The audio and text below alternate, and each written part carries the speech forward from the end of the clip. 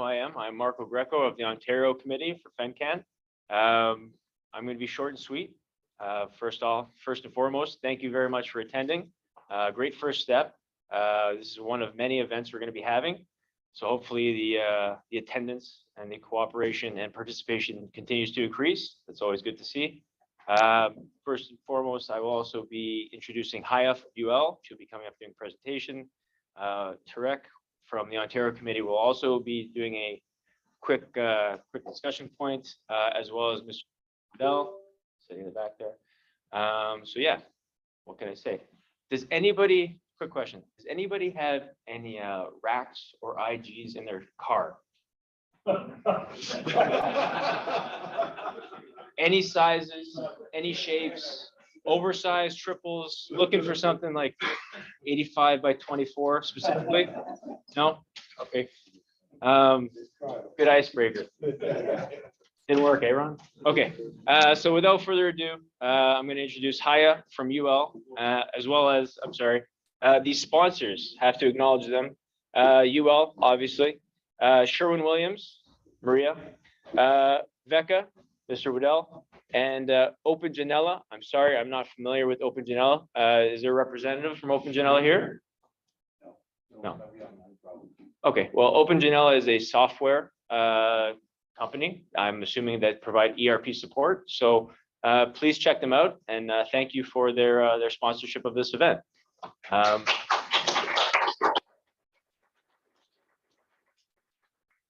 And I guess we'll ask Haya to come to the front for a brief presentation. Thank you.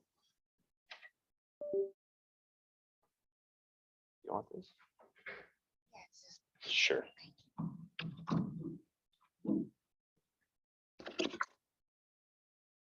Good morning, everybody. My name is Haya Sagradi. I am co-chair of Fenestration Canada Technical Committee with Dave Goldsmith. Today, UL is delighted to host this event alongside Fenestration Canada. I'm sure I know that they have a great event for you, organized for you. They're great speakers that they will be coming up today.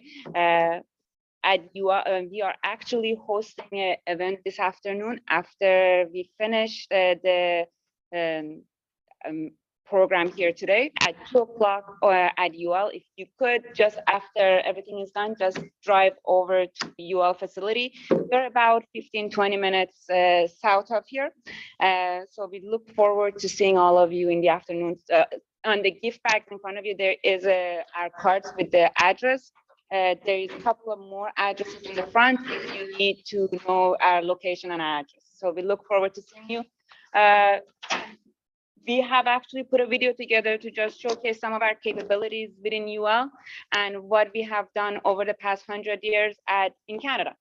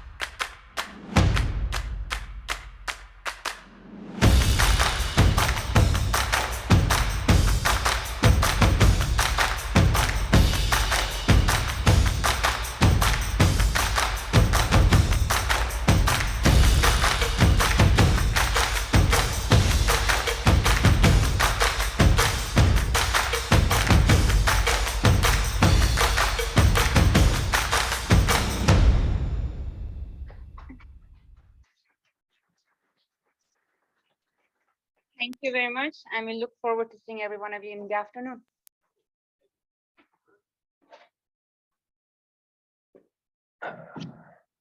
Thank you, Haya, for that. Without further ado, Mr. Tariq Elawah from Golden Windows, also the co-chair of the Ontario Committee.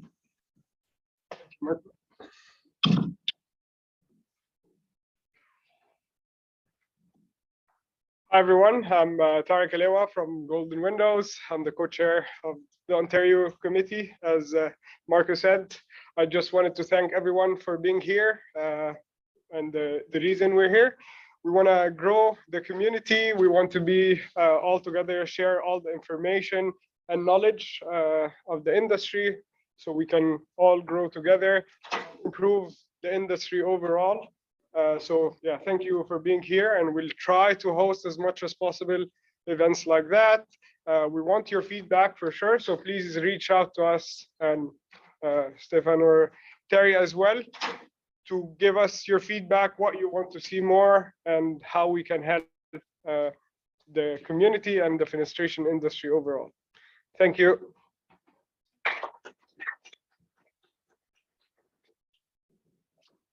The third member of the Ontario Committee, Mr. Jason Waddell from VECA. You have prepared a speech? Just a few notes.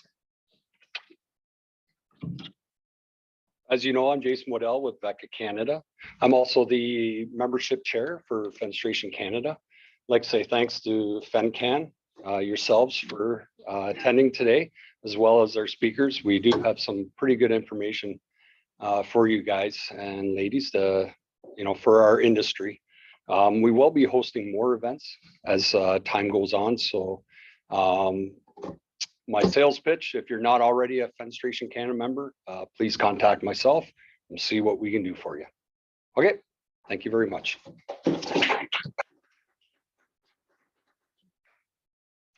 Short and sweet. Thank you, Jason. What can I say? A little bit of anecdotal evidence as to why we're part of Fenestration Canada. Tariq touched on it.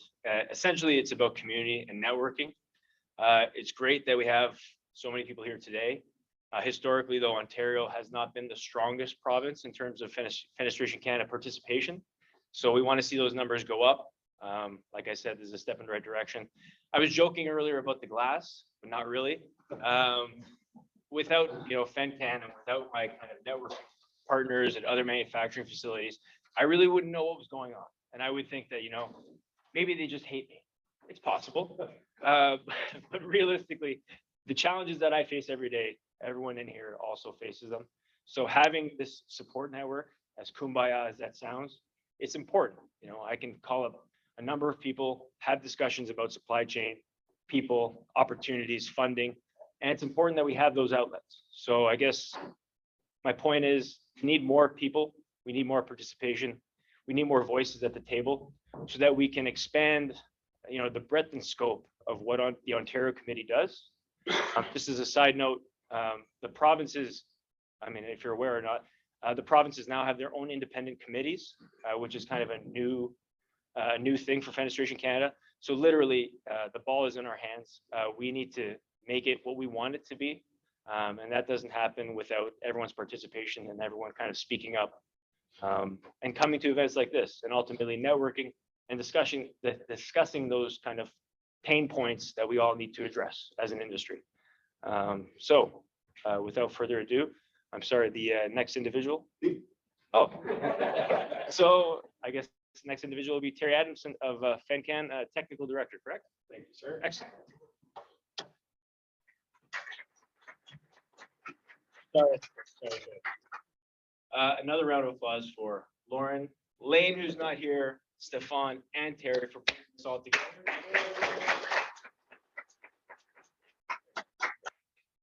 Thanks, Marco. Did 18 holes of golf yesterday for the first time in about 12 years. So if I'm standing like this today, you'll understand why. Thanks, Marco. Appreciate your participation. Man, oh man, I was out golfing yesterday and drinking. Yeah, I've been drinking in a while either, and that's true too. No, it's great. Marco's, working to try and pump up the Ontario chapter, and of course, Derek, Jason. Yes, historically, maybe not, a lot of participation, but you know what? Things are changing. We're getting more things happening. We have chapters with representation and people at the helms of those to try and drive support and participation. So great to see everybody here. I think this is a pretty decent turnout for our first event in a very long time. So today, we're going to have some presentations from government, which, having government in the room is always lots of fun, right? You can chew them out, tell them what they need to do. So Andrew Howse, and he's with us. Andrew, just sort of raise your hand. Andrew is with Ontario Building Code people, correct? Would that be a fair?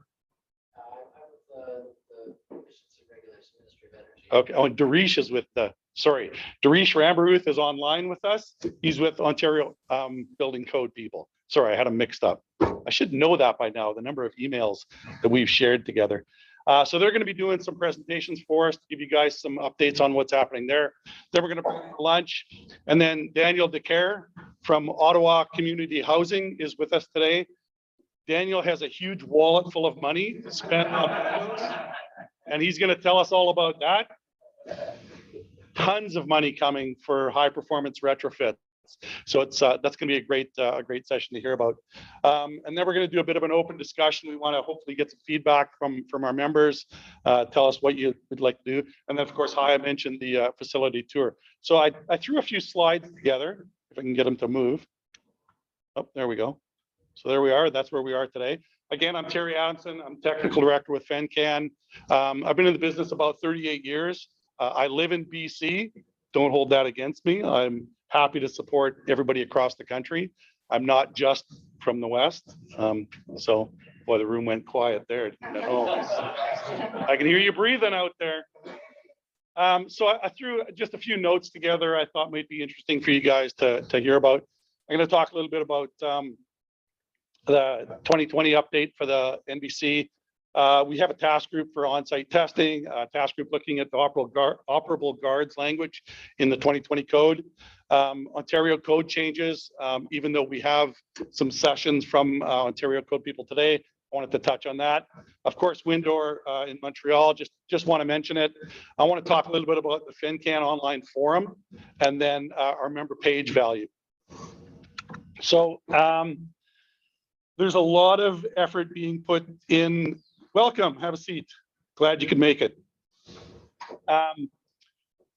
The federal government and the provincial governments are set on harmonizing the building codes. I'll believe it when I see it, but they do tell us that that's what they're trying to do. So hopefully we're going to see more harmonization as we move along. The glass standard 12.2 safety glass was updated from 1990 version. Those standards are available now online for free. So if anybody wants to know where those are, shoot me a note and I'll point you to the right place. 12.9 spandrel glass is back in the code, but it's not being updated from the 91 version. 12.1 wired glass is still referenced as safety glass in the building code, but there is a code change request task group in place right now looking at that to actually try and have wired glass removed as being a safety glass. So if you want to hear more about that or you're interested in what that group's doing, again, shoot me a note and I can put you in contact with them. There was a small change made in Part 9 to safety glass in shub and tower surrounds. That's the last time I golf with you. Shower and tub surrounds. So that safety glass now has to conform to Class A. And basically all that means in the safety glass standard, there are two heights where the impactor is set to. So I think it's 17 inches and 48 inches. Safety glass for shower and tub surrounds is now at the 48-inch impactor height. Not a big deal, but something you want to maybe make note of. Whoops, went too far. Fall prevention changes. The most significant change is the bottom edge of the open window goes from 450 millimeters to 900 millimeters in the 2020 code. So that's going to be coming along to all the provincial codes here in the next couple of years. So you're definitely going to want to make note of that, where your window heights are. There's a task group that's reviewing the operable window guard language, looking at trying to get some clarity. Hopefully by Windor, we'll have a paper on that. I don't know if I put in, I didn't. Actually, I'll touch on it a bit later. Energy performance, everybody must know by now that there's tiered energy codes coming. Not a huge significant difference in the performance, but they are coming. That'll step us along to 2030 and beyond. The BC step code remains as a separate tiered code, if you like, as opposed to the NBC, as well as Ontario, I believe, if I'm not mistaken. We'll hear about that later. Not a significant change to the U value requirements in this first set of tiered code changes. Combustible window frames, if anybody plays in that market, there is a change to the wording in the NBC, what constitutes combustible products. And in fact, you can use windows that are quote unquote combustible in a non-combustible facade, if you like. The only requirement is that they can't be contiguous like a curtain wall. So you couldn't use a wood curtain wall, for example. But you could use wood windows that had a separation between them. And the separation is not noted. It could be as much as, a couple of inches. Like there is no requirement. It used to be a meter in between combustible products. Now that language has been removed and it just says they must be non-contiguous. So something to really look at if you're working in buildings that require regulations on combustibility, good one to look at. And there's door accessibility changes in part 3. Part 3 is not a big part of my vocabulary. Lothars. Hi, Bridget.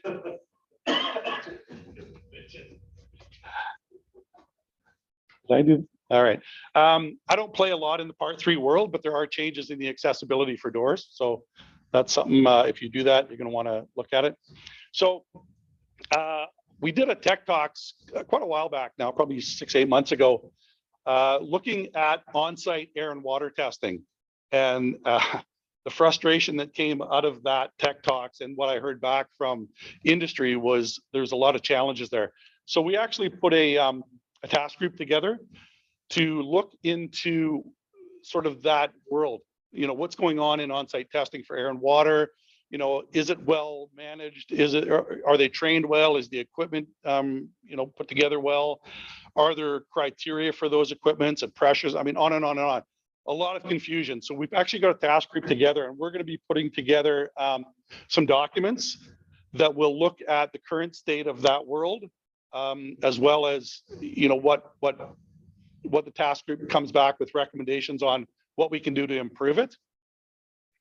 We're also going to be putting together an industry document for people for manufacturers, for the most part, that do that work, that are faced with that work, to help them to understand some of the pitfalls, maybe some contract language that they want to make sure they include, analysis of failures, things like that. So that task group is underway. We've had a couple of meetings. I put out some calls to members for some feedback, and I got a pretty good amount of feedback. Most of it was quite similar in that there's a lot of frustration from our members on the challenges facing on-site air and water testing. So we're hoping to have something early 2023 that we can present to members. Operable guards. So in the last AGM, Al Ugalis, our codes person, he did a session on the NBC updates, and in it was discussion about the changes to operable guards. There was a lot of confusion with the language that went into that change. So again, small task group, very small. I think there's about 6 or 7 of us that we're reviewing that language. And within the changes that they put into that language was a reference to the ASTM F2090 WOCD products, which is basically a releasable restrictor, for lack of a better description. And you could read the language and think that that product would be compliant. Well, if you dig further and you read further and you really, dive into what that language says, it does not appear that a 2090 compliant WOCD would be compliant for a egress window that also needs to meet fall protection. So we're gonna sort that language out, and we are hopefully okay. putting together a document that clarifies what that language says for our members so that they understand where they can use them, where they can't use them, things like that. So hopefully we'll have that done. We're shooting for Windor. We'll see how that goes, if we can do it or not. And then there's also, we're looking at drafting a proposal to get a code change for that language. And some of it is just simply moving some of the language to another area, part 3 actually. Hopefully we'll have that in place in time to present it for the 2025, which means that change wouldn't come until 2027 or so for provinces. Now, there may be opportunity for some provinces to do an amendment as they adopt the NBC 2020. So we're hoping to have the clarification language available as soon as possible so that we can reach out to the provinces and make them aware how confusing that language is. And maybe they'll consider an amendment to what that says. So we're working on that. It was really confusing when I read it. I thought that they were compliant, but it appears maybe not. So I just threw this in. Again, we're going to have people from Ontario Codes talking to us today, but there is a website where you can go to see a lot of the work that was done by Ontario and what the current code says and what the proposal is for the next code cycle. So this presentation will be available on our website in a week or so. So if you want, you can grab the link off of it. You can go there. Yeah, it was probably 20 pages or something like that. And obviously not all window related or door related, but there is some stuff that's relevant for you that that you might want to check out. And then of course, Windor, I probably don't need to talk about it, but you know what? We want everybody there. November 9th, 10th in Montreal. Looking for a great show. Obviously, Montreal's a great place to go. We've had success there already, so we're looking forward to some more. We have scheduled Manufacturers Council meetings and tech services meetings. You want to be there for these. You know, Manufacturers Council in particular. You know, that's where you can present your voice on. Here's a problem I've got. You guys need to help me sort this out. And that's what that group is all about. So we'd like to see you there and participate and tell us what we can do for you, how to help you out. We also have some other education sessions that I'm currently working on pulling together. Hopefully, I have some in place, but working on the current chapter events has slowed me down a little bit because we have another chapter event in Calgary later this month and then in BC in early October. So I've been working on those, but we will have Enercan's going to be there. Haya, your folks from UL, where did Haya go? Oh, did she leave? She'll have her people there doing some work for us. Looking at a Passive House Canada presentation, I know that can be a bit of a sour thing to say for some people in our group, but you know the reality is that they are out there, so we want you to know what they're doing and who they are and how it impacts your world. Capacity engineering, I've been talking to them quite a bit. I think they're in Ottawa, if I'm not mistaken. I've connected with them through this on-site air and water testing task group, and they will be doing a session on forensics of failures. So that should be quite interesting. There, you know, your product fails. How did it fail? Why did it fail? Was it the product? Was it the install? Was it something else? So that should be really interesting. CFIB, Canadian Federation Independent Businesses. Thank you very much.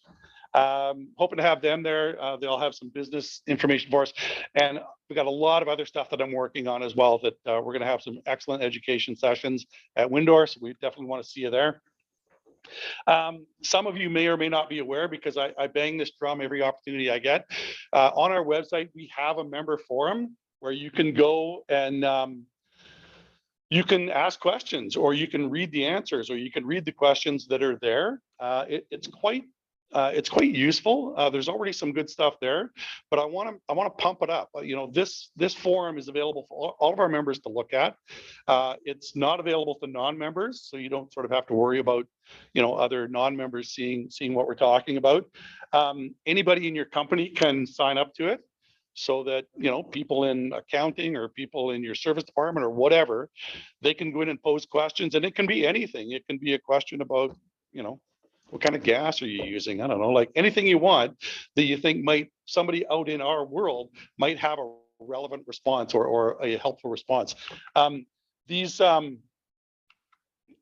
questions are automatically forwarded to Lauren and I, maybe Al too, I think, I'm not sure. So we see them right away. And as soon as I see them, as long as I'm, not tied up in something else, I dive into them as quick as possible. And, if I have an answer right away, you'll get it right then, within minutes. Or if I have to do some digging, it could take a day or two, but I'll always let you know that I'm looking into it if I have to find some answers for you. So, really want to push this and grow it, because obviously the more questions and answers, the better database it is for you to be able to use. So, please try and take advantage of it. I think it's a really useful tool for a member to pose questions and get answers. So if you need some help getting into it, it's on our website. It's easy to find. You just have to get sort of set up for it. If you already have an email account with us and you're a member, it's quite simple to get into. You just sign up, you click on, it's up there somewhere, following. And if you're following it, it'll automatically tell you if there's a new question as well. So it's great. You should really want to take advantage of it. And then I just wanted to throw this out, websites are websites. I just want to let you have a look at this for a moment, right? So that's a member website. That's our member list. So did anybody notice any particular, who did you see on that website? What company? Anybody else? Come on, you guys. Oh, my point's lost then. My point's lost. A couple of members put their logo on it. And right away, it draws your eye. Well, at least draws my eye. I guess it doesn't draw your eyes. My point's lost. It's free advertising. And believe it or not, the consumers go to our website and they do look for people. They look for companies in their area. And there's in behind each of those member links, you can put all about your company. You can tell what you do, where you work, what you don't do, who you don't want to work with, whatever. It's free advertising. So take advantage of it. It's really a great tool that costs you nothing once you've become a member. So anyway, I thought for sure somebody would say, well, I saw LePage and I saw Lockwood and saw Lothars. Somebody said Lothars. Yeah, right?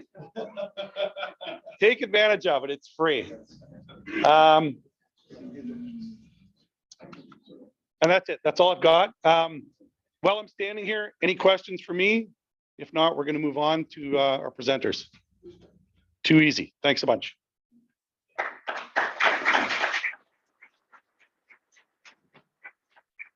Okay, so first up, Andrew, right? I'm going to bring up your session and we'll get you going.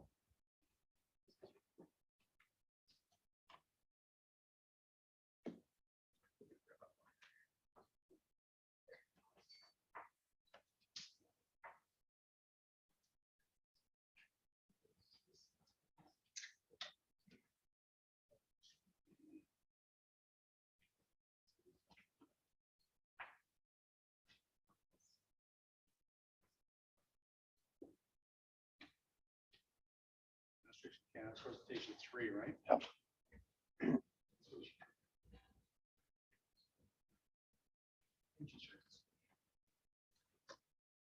It's just whoop, sure.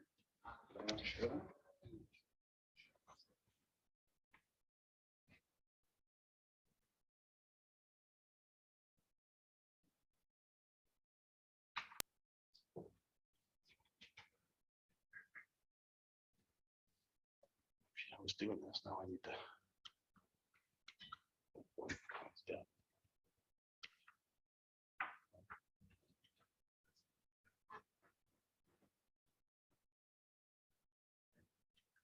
The joys of technology.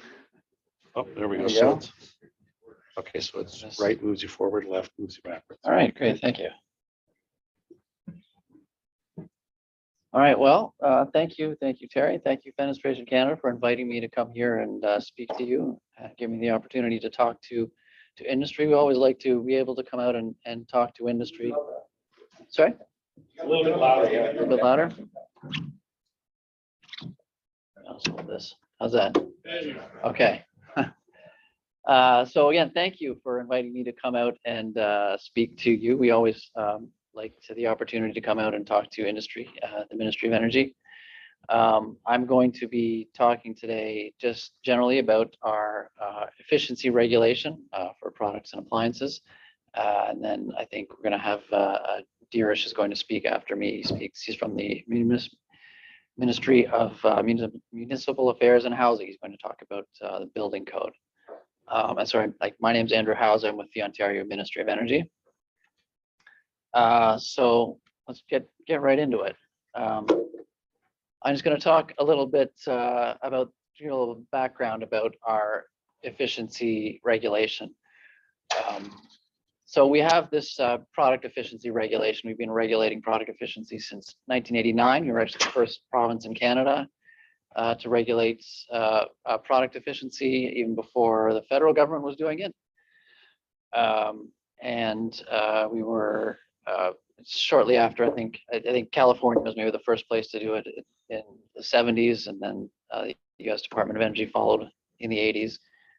We do this because it's very effective. It is a very low cost way to save energy by restricting the number of products, by eliminating the lowest efficiency products from the market.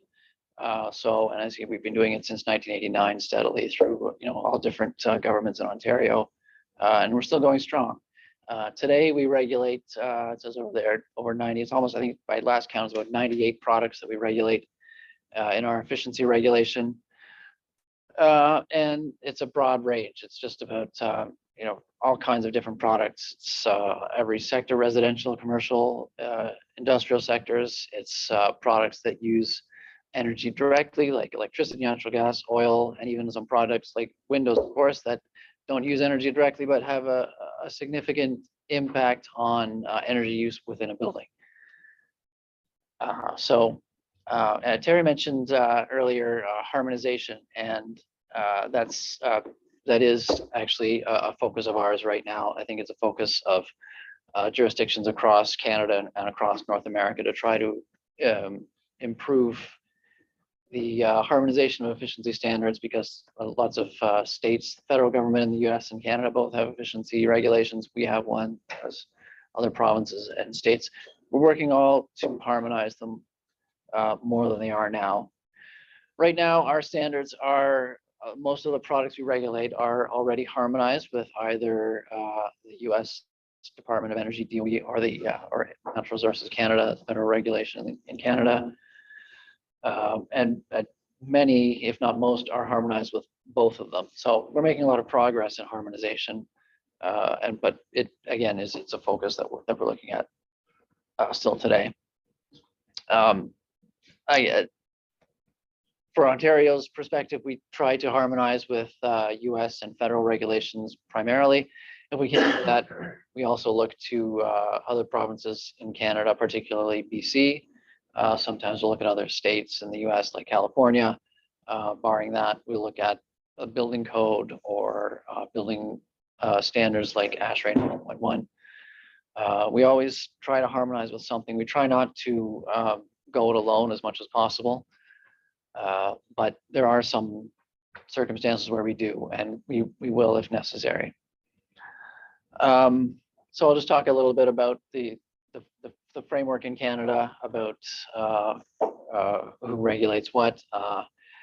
The Ontario and the federal government both have efficiency regulations, and they are, we cover a lot of the same products. The main difference is that federal jurisdiction covers products that are imported into the country or sold across provincial borders.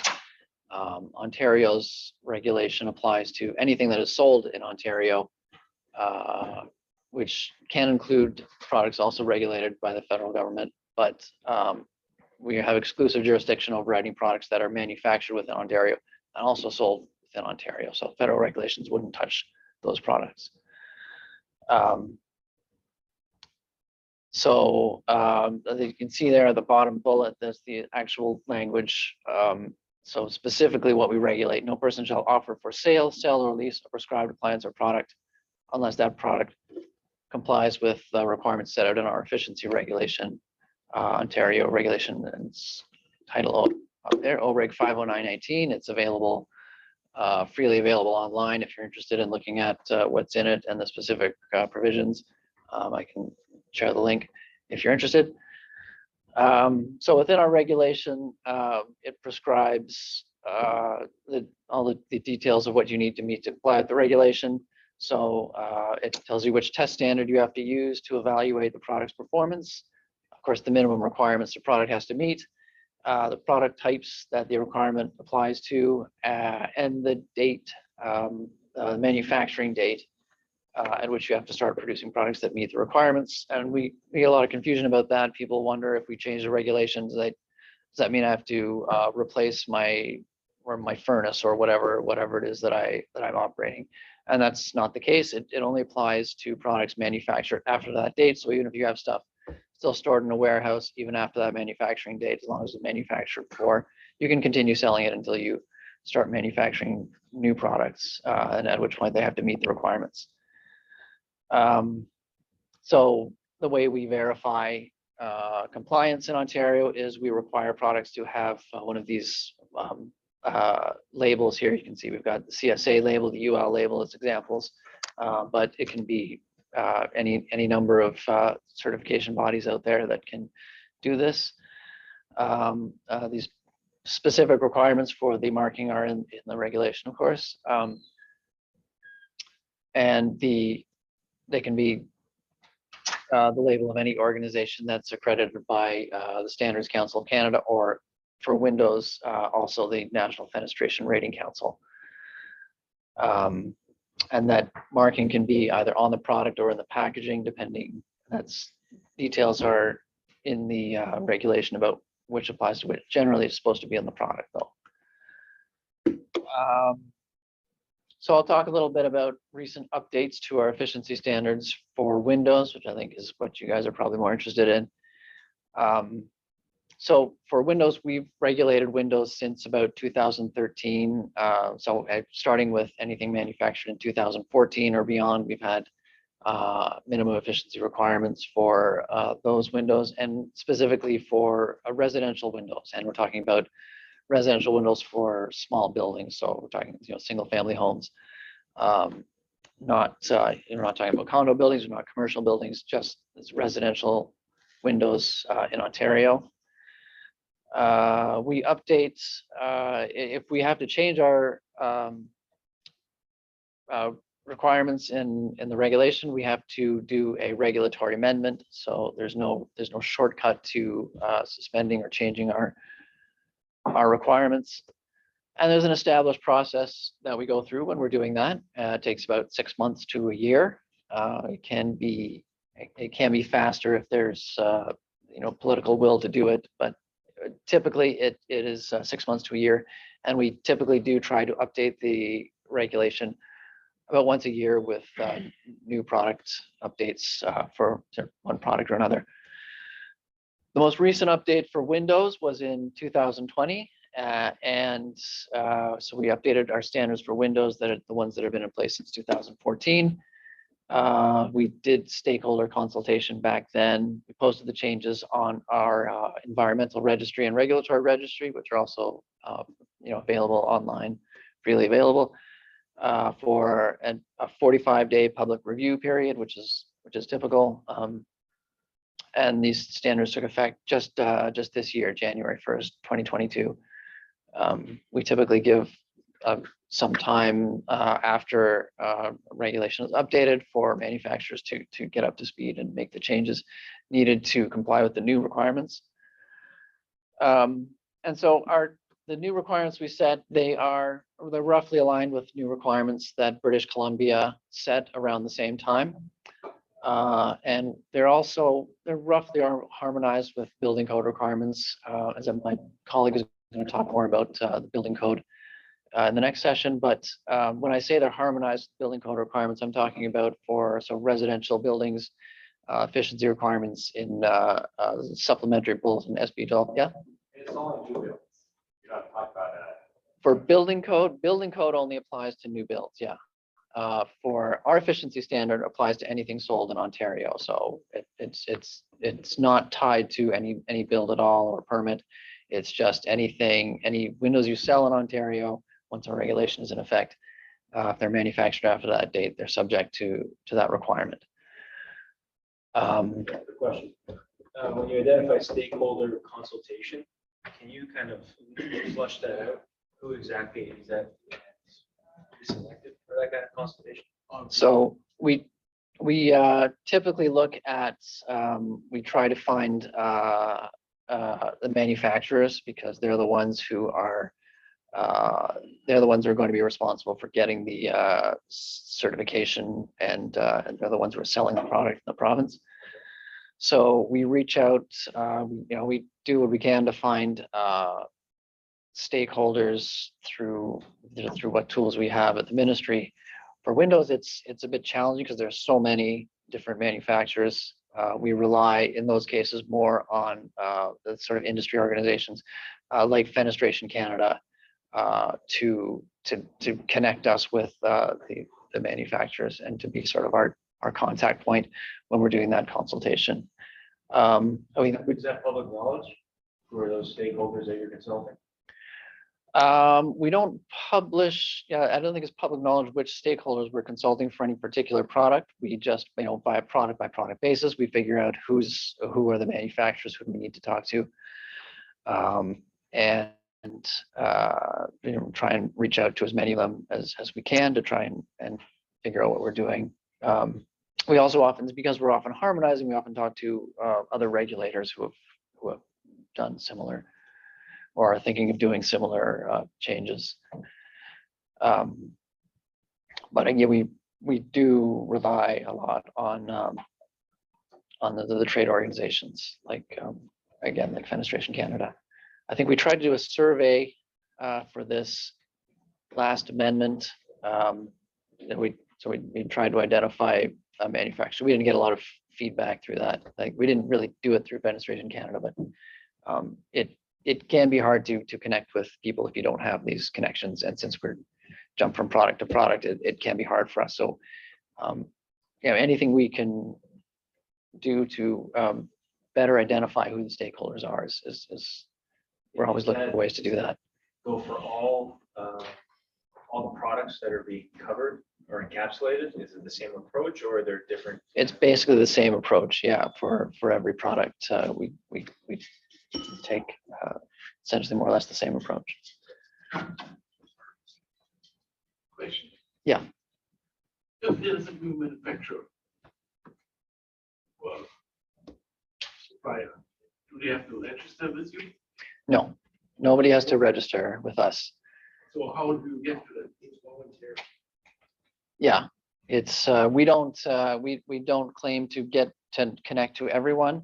We try to do as broad a reach outreach as we can, but Especially in a building part, you want to know where it comes from, and if they register NRC or nothing, they don't have to. It's so voluntary. it's voluntary. Yeah, I guess it's whoever we can connect with.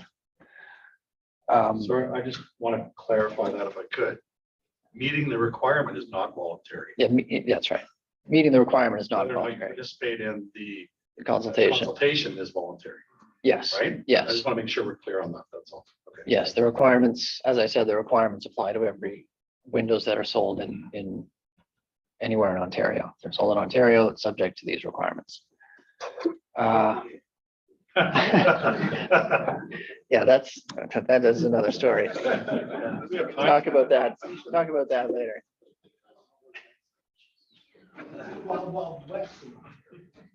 Marco, you don't need to worry about it. 'Cause next time he's going to be using Canada's trade magazine to reach out to all. There you go, yeah. No. It's coming out. Yeah, I've heard of one. Yeah, there is one out there. Name escaped.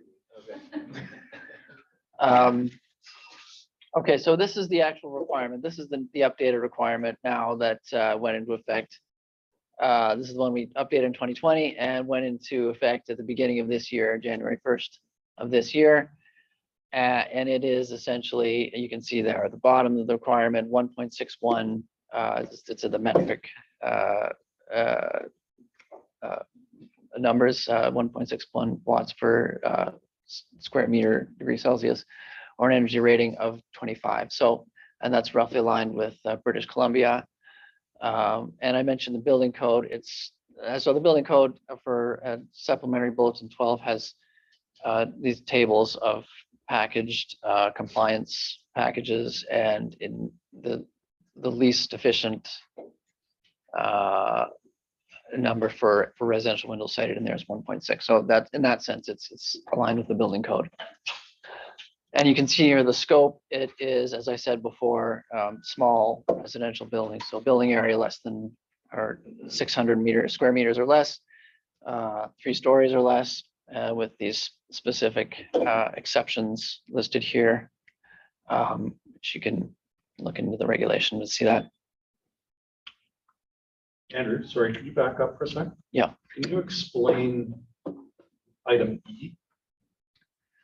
Windows that are designed for a specific building.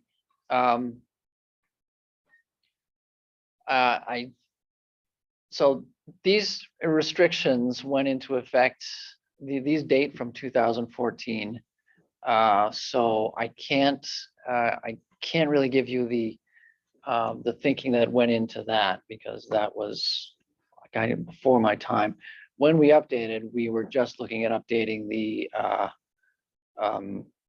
efficiency level. So we didn't consider, we considered expanding beyond residential, but decided that we would just go with the efficiency levels for this time. The reason I ask is because all of these guys build windows for specific buildings. Right? So. Yeah, I guess, I mean, It'd be nice to if understand what that line is pointing to and what it's talking about. Yeah. Careful now. yeah, I'd have to go, it may be is somewhere in our archives, the details of where that came from. Okay. But I certainly something I can look into for the future. Okay. So I'll talk a little bit about our future plans. So you may be familiar with the Pan-Canadian Framework on Clean Growth and Climate Change, and NRCan's market transformation goals for windows, which are cited here. The goal was that all residential windows for sale in Canada. So I think the original was that the average U factor be 1.6 by 2020, and that all residential windows for sale in Canada meet a U factor of 1.2 or an energy rating of 34 by 2025, and then a U factor of 0.8 or energy rating 44 by 2030. And that's something that certainly that's influenced us in our approach, but it's certainly not. It's not like a firm commitment that we're following to, but it's as NRCan said, they're aspirational goals. At this point, I think it's unlikely that we would be looking at any changes, or at least not at this level by 2025. But you can see the next bullet. We have no immediate plans for further updates to Windows standards at this time. I think, as I said, we try to update once a year. I doubt that they would be considered for next year's amendment, but it's still too soon to say. We haven't really figured out what is actually going to be in our next year's regulation. Is the new national model building codes were published this year, which I'm sure you know, which Terry I think spoke of earlier, and Dheerish was going to elaborate on. But if we do, if and when we do, because I think eventually do plan to look again at windows for another update to our regulation, we will again consult with industry, and we would like to reach out as much as possible. So you're doing these numbers, are you taking into account what's going on with the glass shortages, and we're now, all our products are now going to be increased by double? Yeah. Like, the people you're talking to don't have glass issues because they control the flow of glass. Well, If you talk to a regular manufacturer, that's really tough. yeah. Well, this is why we do stakeholder consultation. This is the kind of questions. How can they achieve those numbers? What are they? What glass packages are they planning? Like, how did you get those numbers for 2030? We didn't get those numbers. Those numbers are from Enercan, this was back in, I think, 2017, 2018. This was part of, I think, the Energy and Mines Ministers Conference. They got together and they came up with those. You could follow up with Enercan and figure out exactly where the numbers came from. I'm not sure where they are. I'm not sure what Enercan is looking at right now, but this is the most recent information we've heard from them, these numbers. Yeah. Would it be safe to assume then that I don't like the word, but your goal is to align with other regulators, would it be safe to assume that Enercan sticks to the 28 and 44 aspiration goal that you would align, that Ontario regulation would align to that? Well, not in Enercan. So Enercan does not regulate windows, In terms of their aspirational goals. but the aspirational goals, aspirational goals are not something we try to harmonize with. We would only harmonize with actual regulations. So, and in Canada, only British Columbia is the only other jurisdiction that regulates windows. So we would be looking at aligning. If Enercan goes ahead in the future with windows regulations, then that's something we would look at for harmonization. But yeah, we're not looking at harmonization with the aspirational goals. They're still, as I say, they're sort of aspirational. At the risk of becoming wildly unpopular in 1 second and maybe coming to your defense, I'm going to ask you for that performance, if not better, with my big fat wallet later. And I can explain, and I'll be able to give you some of that. You can afford it, sure, no problem. My clients. That's how we're going to get, that's why we're here. The answer is, I need that in order to even get my funding, in order to be able to produce more affordable housing. So there is like, yes, we Affordable housing should with be. that glass package.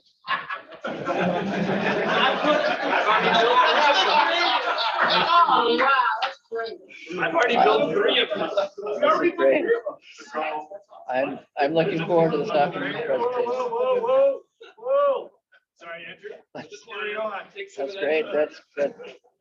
That's good. I think you build up some excitement for your presentation. That's going to be a good one. Okay. I'm scared everyone in the room, but the Americans are going to be changing, and there are regulations that are going to be coming in, they're going to come in, same as greener homes. They're going to come in with some new grants, promotion, probably in February of next year, where they're going to be pushing the U value higher up. So it is, like or not, it's happening in the industry, and it's going to be changing more and more as we move forward. So it's important that governments also think about ways of helping research for us to achieve an economical way to address your issue. Yeah, but with windows that we do in Canada, there's no casement that can hold that type of product at a certain size. Yes, there are. Yeah. Sure. Yeah. So this Americans, you're talking about a federal program like greener homes. Version 7. They have version 6 now. They're working on the version 7, and then Congress is going to develop a new package of promoting sort of similar to greener homes you have with Canada. Yeah. It's like any politics, and we'll see what the politicians think. Right. That's what the rumbles. Okay. Yeah. Broader question. You're missing 2 other critical products, entry doors and sliding doors. I'm just curious why. Yeah. Again, essentially the same answer as the past. That's a holdover from 2013 when we first added windows. And I don't know what the thinking was at that time. Maybe the environment was different. We didn't really have time to look at that at expanding, I think was our decision in 2020. I know British Columbia does have a broader scope of windows that they regulate than we do. Yeah. And so we had considered trying to follow them on that, but just, yeah, again, At this time, it's not. at this time, we hadn't considered it. I think we'd probably look at it again, depending on the time we have, if we update in the future, because And these reviews are cyclical, are they annual, or are they just? Well, we update the regulation annually. It's a bit arbitrary what products get updated from one year to another. And when we're looking at different products, often it's based on changes in other jurisdictions to see what we're harmonizing. If there's a significant update from one of the, like Enercan, for instance, we'll update them, but that's not the case with Windows. So it's really more up to us when we update Windows. Yeah, as I said, I don't think it's in the cards for next year, but possibly the year after that is something we might look at. People in the room probably know this better than me, but what does enforcement look like for this? And what penalties look like? Okay, here we go. Well, So that's a very good what's it question. supposed to be? We don't have so this is speaking for the efficiency regulation. There are no enforcement powers associated with the regulation. We used to have them in a previous statute. When it was moved back, I think in 2009 or so, we did not, the enforcement powers were not included. So there is no real in compliance authority that we have with the ministry. So this is essentially what we try to do, is try to educate people and go out and say, here's what our regulation is. These are what we expect manufacturers to comply with, but we have there's no stick behind it that we can use to enforce it at this time. May I? Just a straw poll. If there's a regulation for energy performance, you guys want to see it enforced? Hands up, yes, no? Well, it depends what you mean by enforce. Example, COVID-19, government, passed regulations all that for COVID-19 compliance, et cetera. There was no other compliance. When Amazon got shut down, that's when other manufacturers, my region, started putting protocols in place. It's only when they saw Amazon and other big stores being shut down by the government and get fined. That's the only way they started to do it. Before that, care less. So it's Okay, so when I consider enforcement, it's enforcement that's on the ground, that has significant impact and implications. I'll give you the example that I'm most familiar with. City of Vancouver has brought in very, very strict efficiency regulations for windows and patio doors, and even folding doors for that matter. Very strict. The industry is well aware of the buildings that have had product pulled out of them that don't comply. They have a very strict enforcement regime, and it's not all perfect, and not every building is getting checked, but the industry is well aware of the problem that they're going to face if they don't comply. Is that what this industry wants? If there's a regulation, do we want it that strict that if people aren't playing by those rules and following the requirements, do you want to see penalties, product remove, other enforcement policies from government? Again, you want to see that or not? Because oftentimes, it's somebody like me that is talking to government representing this opinion of our membership. And I have to admit, I don't know exactly what our membership wants to see. So my question to you falls back is, let's say for Enercan right now, the greener homes, there are some companies that are saying that they are energy efficient, and then what they're putting in the windows, the glass is not. So, for things like that abroad, it'd be nice to actually see something started like that, where they're verifying at that level. Yeah. And then from there, Every factory's promoting, they're doing fraud now, because they can't get glass from the regular supply. So all their glass that they're getting from other suppliers isn't simulated from that supplier. So that's happening. This has always been happening. It's not the people in this room. It's the people outside of the room that take a residential window, they go and put it in some poor person's house. They put a 3 1/4 window half outside of the opening. There's no efficiency there. So there's not enough professionals. Like there's got to be more people here. I don't like regulating ourselves, but I do the right thing. I lose jobs because of it. Well, I totally understand that. Yeah. the alternative and what the effect this is without an enforcement regime is that in the case of a lawsuit, a lawyer can point at this and say, you didn't meet the regulation. So there's two ways to enforce these rules, right? You can either have boots on the ground like DC or someone responding to complaints or something like that and having product pulled out, fines established, all of that kind of thing, the European method. Or you can do the Ontario traditional method, which is wait until something goes totally wrong, get sued, and you get sued. And you have to, and you can screw around as much as you want, as long as you're not worried about getting sued. So to Terry's point, that's what people should be deciding and communicating to the government. Which kind of a regime do you want? Do you want to get smacked after the fact, or do you want to get smacked at it as a preventative measure in the first But, from my understanding, so if there, thank you for bringing that, if there is a lawsuit, does this regulation provide precedence? Is this the end all be all? If the windows didn't comply with that, then there's a problem, then there's liability involved. Is that? Does it have that much teeth to it, or? Well, the regulation doesn't say anything about that. I think it would have to be a lawsuit, in some way related to. Yeah. Lawsuit, could somebody point to this and say you provided these windows that weren't aligned to the regulation, therefore full stop, get those windows out? Yeah, it's hard. I probably need, and it would depend on the circumstances, I think. I'm a judge, I'm hearing a lawsuit, right? I don't know the first thing about windows, I don't know anything. I got somebody there saying this jerk put all these non-compliant windows in my house. And the judge goes, well, how do we know that? And they go, it doesn't comply with the Ontario regulation. That's going to be persuasive to the judge, right? That's all I'm saying. Yeah, How often is the average homeowner going to know that exists?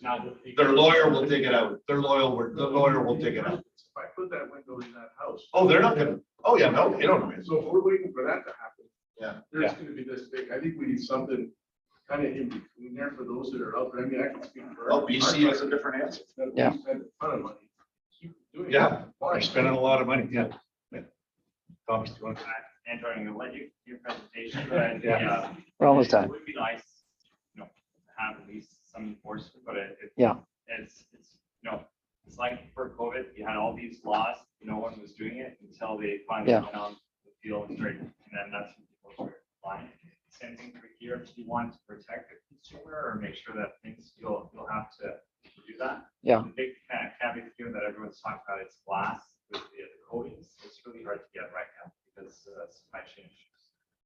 Yeah, we're getting a lot of that supply chain issues for products across the regulation, so. One more, Andrew, and then I'll let you go. Just again, to kind of, let you know what BC is doing to try and affect this. They also have a regulation for energy performance. It's actually a law on the books in British Columbia. And it's been in place for a number of years, and exactly what you're saying, there was zero enforcement. I would drive the inspector around on my own time and show him buildings and say, hey, what the hell's going on? So finally, they're starting to hear that. We met with sorry, I don't know his title, but the head of the energy branch, as well as his inspector, unfortunately, only one at this point. We met with them in a facility about 4 months ago and went through the entire process of looking at what they need to be looking at. And they are now in a place where they have an inspector in the field. Again, it's only one, but there is some impact. We're seeing him find issues out there where there are non-compliant manufacturers. So again, that's my question to you guys. Is that something, is that the consensus? Do you want government to enforce the regulations? I mean, What else is there?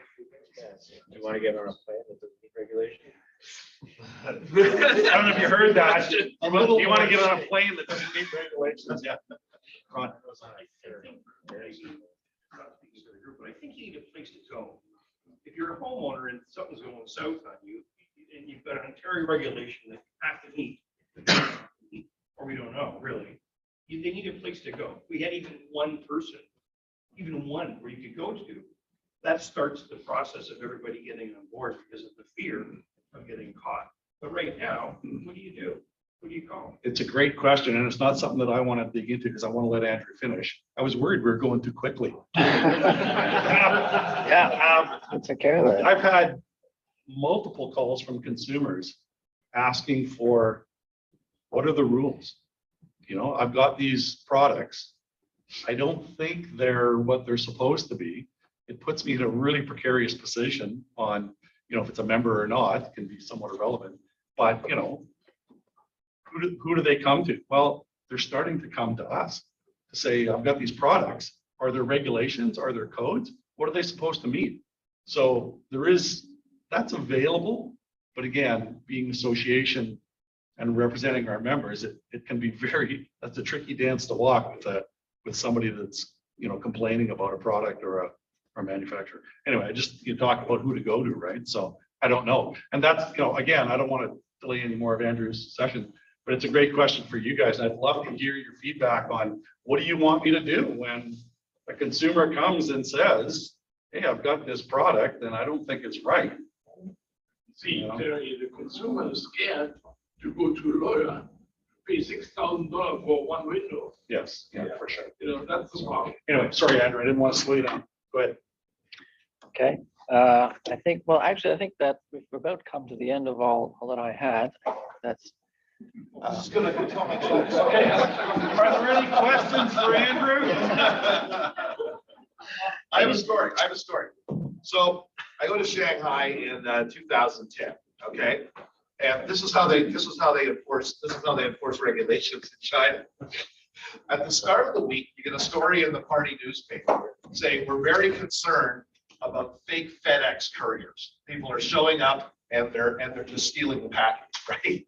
So the story at the start of the week is we're very concerned about the fake FedEx couriers, right? At the end of the week, 10 fake FedEx couriers have been arrested and will never be heard from again. And that seems to be very effective. Yeah, I don't think we could do that in Ontario. A billion people, that's how you regulate. I'll look into that. I just want to mention it's in Ontario or any other, I don't know about BC, but in Ontario, I find that unless, you know, a big shit show happens, you can do whatever you want. And so that's really what you have to decide. Yeah. Might have to, but it depends on the government wants to put in officers and all that. So you can put all the regulations Yeah. on all funds. It's not apply. It's like driving it. If I don't have any costs, if I know that for the Queens, all the cops are on the off of the day, I'll speed. I don't care. Yeah. Yeah, I would like to see some kind of compliance in the regulation, but it is, I mean, I've been pushing for it. It's not really up to me. It used to be that someone like I would have had the ability to go into facilities and verify and look, but we don't have that anymore. So if we were to add compliance, we would be starting from scratch, and so we'd have to figure out exactly what it would look like. But there needs to be some kind of driver for that to happen, and it's not really on the table right now. I just want to apply maybe the principles to a broader market. Obviously, these are very important. And by the way, Terry is really far better and more impressive than excellent. Including get backs, by the way. Yeah. Principles inside. And I guess one of the key questions listening to this regulatory discussion, and it applies across all government regulations, all energy regulations, is to what extent is compliance, and you individually and as an association, as an industry, view energy efficiency as a strategic advantage. Does this work to your advantage to be compliant? I see some nodding heads. Does it work as an industry-wide basis for the whole industry to be compliant with this or any other regulation?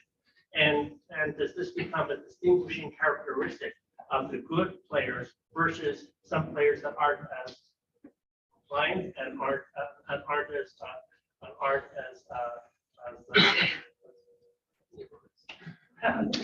you know what I mean on that one. I think that that's an important thing. You are all business people, you are all running companies, you are all operating companies, and you are all selling to consumers, both educated. That means, you know, the Madamies of the world, the big home builders, the big condo builders, all the others, and to the consumers, the individuals, and who are less educated, don't have the resources, lawyers or otherwise. So I think that's one of the things you might want to think about in terms of developing an approach to the regulation, to the government, is to what extent can you play this as good players, as the responsible players in an important industry and important part of the energy conservation sector. To how can we be cooperative? How can we make this a win-win for the environment, for your industry, and for the consumer? That's easy. That's why we have the energy stuff. These are because to buy the people who have energy stuff. But I don't want to. Yeah, let's not go there. Right? Controversy about all this. Anyway, it's about putting the right product to the right approach. So when you have a company that's just doing remodeling, they shouldn't do custom homes. There's certain products you gotta say no to. So people will take the almighty dollar and they will put the wrong product in there, knowing that because they should sell in a different product line, but they don't want to because the price is too high. Oh God. So because of pricing, they're giving them the wrong product. Okay, I don't do that. And how do you make the game in your favor so that I have things that other people don't have, and I created a niche product. So I'm not doing what I was doing 25 years ago. Windows have gotten, there's different windows. What we make here is not revolutionary. It's in Europe, what they make there is so much better. But the windows now have gotten too big for what we designed in North America. A vinyl window is probably the greatest building product ever made, but now it's being abused. It shouldn't be at 36, 78 casements. It wasn't designed that way. So they're putting the wrong products in people's homes. Someone's going to get hurt, and that's what's going to come back on. So they're going to use 3mm glass in a 19 square foot opening because it's right at 15 square feet. Yeah, really? A little bit. or into way. Have some integrity and you sell a good product. But it's price. All right, we need to move along. Andrew, thank you very much. Appreciate it. Good, very good. All right, that was great. I thought we were moving too quickly, but man, that took off on us. That was really good. We appreciate it. All right, so next up is going to be Dheerish Rambaruth. Hopefully I got that correct. That's correct, yeah. Okay, thank you. And talking about the Ontario Building Code, right? That's correct. So I'm going to be focused mostly on the energy efficiency portion. Well, firstly, can you guys hear me properly? Yep, I think we're good. Yeah. Okay. So yeah, thank you, Fenestration Canada, for inviting me here to do this small presentation for you guys. This presentation, I will keep it a bit short. This is about the Ontario Building Code. I'm going to be focused mostly on the energy efficiency portion of the building code. And then I'm going to relate as to what the national has changed in the 2020 codes, both for the 2020 NBC and the NECB, and what we have proposed to consult on following those changes. So this is basically a presentation I have prepared for this purpose. This is more or less a replica of what was presented for our winter consultation purpose. We had winter consultation, phase 2 consultation happening in winter 2022. As mentioned earlier, those changes are posted on the environmental registry for Ontario, but feedback consultation feedback has closed, and we are currently in the process of reviewing those stakeholder feedbacks. And the next edition of the Ontario Building Code is to the government discretion. So without further ado, let's start on this presentation. On this slide, I would like to point you to where the energy efficiency requirements are located in both the Ontario Building Code and the National Construction Codes, which many of you may be familiar already. Part 12 of the Ontario Building Code, which is named Resource Conservation and Environmental Integrity, references the supplementary standards SB 12 for houses and SB 10 for all other buildings. As a reminder, the SB 12 and SB 10 were last updated in January of 2017, and these supplementary standards can be found under Volume 2 of the Ontario Building Code Compendium. As for the national, the energy efficiency requirements for houses would be located under Section 9.36 of the National Building Code, and large buildings would be addressed under the National Energy Code for buildings. Next slide. You know what? Maybe I will run this in. Give me just a moment. Sorry, I'll change the view. So,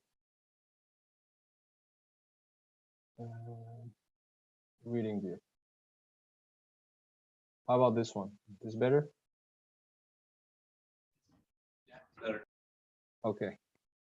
So next slide, I will now explain the national changes, and then later I will explain on Ontario's approach to these national changes.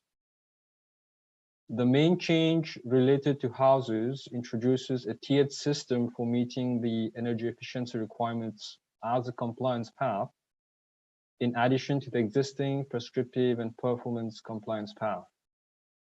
The tiered system consists of 5 tiers, which establish predetermined, gradually increasing energy performance levels, which a jurisdiction might choose. Each performance level would represent a tier of the energy code, whereby compliance with a tier is achieved through a performance approach. A prescriptive approach has also been developed for the initial tiers. So, saying that, there are only 2 options for meeting the tiers, which are either the performance or the prescriptive approach. The performance tiers rely on simulation of the proposed against the reference house, whereas the prescriptive tiers makes use of energy conservation points based on your climatic zone location. In a point system, each energy conservation measure is assigned a credit point, which are used to achieve a total number of points required for each tier for the prescriptive path. This system is used by the Energy Star for the New Homes program, and I would also point out that within the prescriptive tiers approach, the designers will have some flexibility to make their own packages in order to meet a specific tier. Now, I would also like to point out for this presentation that under the new prescriptive tier approach, energy conservation points are assigned for fenestration as well. And that is based on the maximum U value, and the minimum energy rating is also considered as well. Terry outlined earlier some other changes that happened related to glazing, etc., and glass. For example, he mentioned the material reference standard being added to account for spandrel glass. There's some changing in terminology which has happened from glass to glazing, and I believe this aligns with the CAN CGSB 12.1 safety glazing standard. Next, I'll move to the next slide. So in addition to those changes I mentioned earlier, the other changes is related to not really fenestration, but this is about air tightness. So there's a new subsection which has been added to the NBC section 9.36, which references a standard CAN CGSB 149.1 2019 version for air tightness testing. These defines the air leakage rates in terms of the most commonly used metrics, air changes per hour, net leakage area, and net leakage rate. These requirements are voluntary, and there are levels that you can choose to meet the air tightness requirements. These levels are shown in tables under that new subsection, going all the way from 3 air changes per hour down to 0.6 air changes per hour. And the national also now differentiates between detached and attached houses, which they were not doing before. So they are using metrics of 2.5 air changes for detached and 3.0 air change for attached houses when you model what they call as the reference house for simulation purposes. And that is based on an unguarded test or not testing at all. The next change is related to the update of the HVAC and service water heating equipment performance requirements, which is basically aligning with the federal energy efficiency regulations and relevant standards. The next change references the energy rating system as an additional optional acceptable solution. It is important to note that you can use any softwares or tools apart from the energy rating system to demonstrate compliance as long as it is compliant with the ASHRAE 140 standard. Some examples that I know of could be the HOT 2000, there's the passive Howse tools as well. And what I'm trying to say is this tool needs to incorporate the built-in parameters of 9.36.5 of the National Building Code. Next slide. So now I will move to Ontario's approach to those national changes to section 9.36. The idea is to replace the SB12, the entire SB12, which is currently referenced under the OBC, with the national section 9.36. Under the current SB12, we have different packages for different heating equipments, which roughly fall in between tiers 2 and 3 of the national proposed tiers. However, the majority of buildings designed to current code are slightly above tier 2. Saying that, we are expecting tier 3 to be a meaningful improvement over where we are, but this is still under consultation. We have received feedback. We are analyzing those feedbacks right now, and we are currently undergoing variation analysis of those difference in requirements between OBC and the NBC to see if those really make sense or not. So let me walk you now through Ontario's approach for the houses. So the plan is to adopt the 2020 National Building Code's energy efficiency requirements under section 936 with some minor modification in place of the SB12. We are proposing to select national's tier 3 level for adoption by Ontario, excluding all of the tier levels, as you can see in the table. We're excluding all the tiers that the national is proposing. We are proposing only to adopt tier 3, and we are assigning 20 points for that purpose. As a reminder, the national has only assigned points up to tier 2, and they are expecting to develop points for the subsequent tiers 3, 4, and 5 in the next code cycle. I will explain the proposed selection of tier 3 for the performance tiers in the next slide. This is for the prescriptive tiers on this table. And in the case of the performance method, the air tightness values for reference and proposed houses we are proposing to set them as equal if the air tightness test is not carried out. And if you do the air tightness test, the reference house is set to our current approach in SB12, which is 3.0 air changes for detached and 3.5 air changes for attached. Example of attached would be townhouses and semi-detached houses. And those are less strict than what the national is currently proposing right now in terms of 2.5 and 3 air changes. We're maintaining to 3 air changes and 3.5 air changes per hour. The next slide now is just the proposed performance tiers table, which shows how much improvement you need over the baseline. The baseline will be the section 936 of the NBC 2020. In order for you now to meet a specific tier under the performance tiered approach, for example, proposed tier 3, you will need to do a 10% building envelope improvement over the baseline, which is expressed in terms of percent heat loss reduction to be consistent with modeling terminologies. And as well, you need a 20% overall improvement for the baseline, which includes not only the envelope, but as well as heating equipment, service water heating equipment, and ventilation. The 80% criteria that you see in this table is simply another way of expressing the 20% overall improvement in terms of reduction in energy target.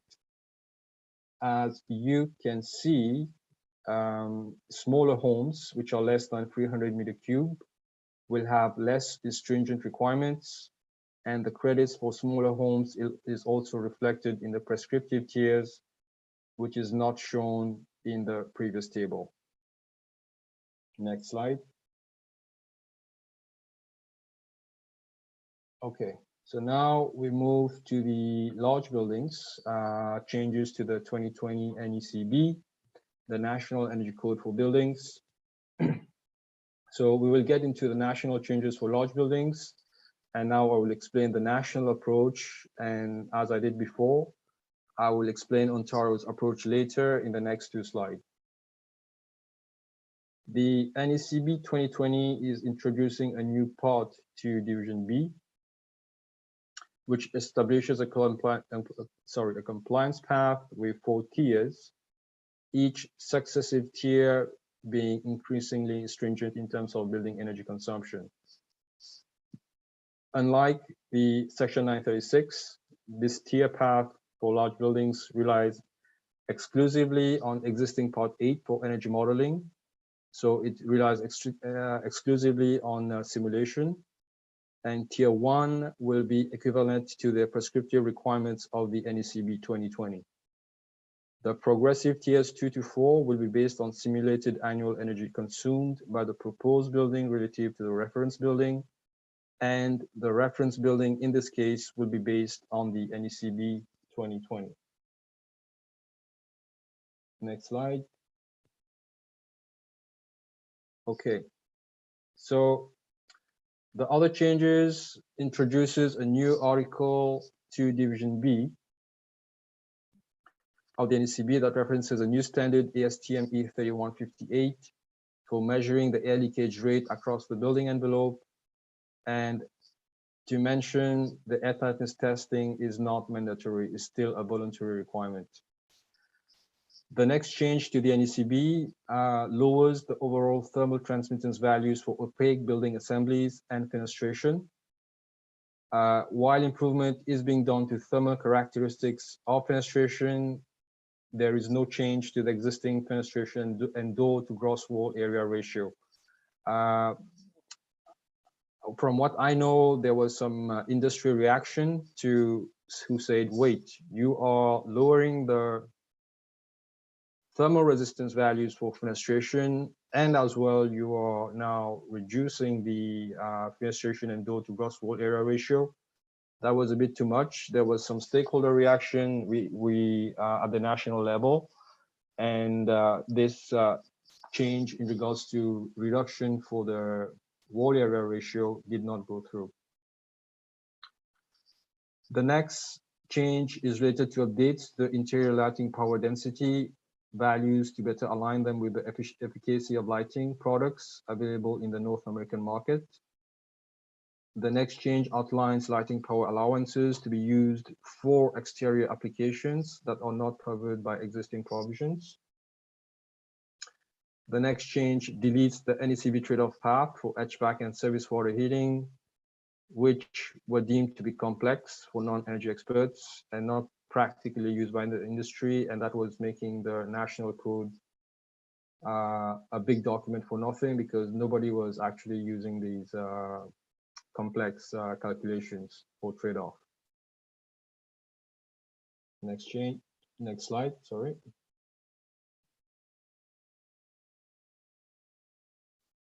So Further changes updates to the NECB updates the efficiency requirements for HVAC and service water heating equipment in the NECB by adding new equipment types and also at the same time aligning the requirements with the federal energy efficiency regulations and relevant standards.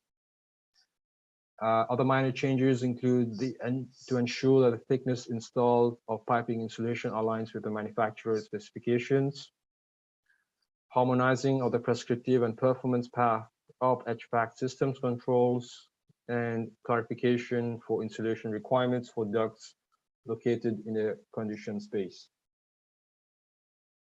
Now I will get into Ontario's approach for those changes to the NECB. So same idea as the SB12, we are proposing to replace the SB10 with the NECB 2020 edition. What's happening? We are adopting the energy efficiency requirements in the 2020 NECB in lieu of SB10. We're proposing tier 1 for adoption by Ontario, excluding all other tier levels, which for us is signaling meaningful improvement by adopting tier 1. And in addition to that, it is proposed to remove the commonly used ASHRAE 90.1 standard from Ontario's building code. If some of you may be familiar that our SB10 has a compliance path related to ASHRAE 90.1. And by adopting the NECB's requirements, we're going to lose that that path. And right now, the ASHRAE 90.1 is an additional compliance path. And as I mentioned, the standard is not recognized by the NECB, as the two approaches are different. We do realize this is new stuff, and there will be a learning curve for the industry to adjust. As I repeat, Ontario's approach to these national changes that I just mentioned has only been proposed as of now. That was for winter consultation purpose. Winter consultation happened from January to March of 2022. We have received a large number of comments related to our consultation, and we are currently briefing the senior management for that purpose. And the next edition of the OBC is subject to the government direction. Thank you. That will be the end of the presentation. Sorry, I don't have my contact details here in the presentation, but I'll be happy to share that with the team or with the group if the need arises, but I can take some questions for now if that is okay.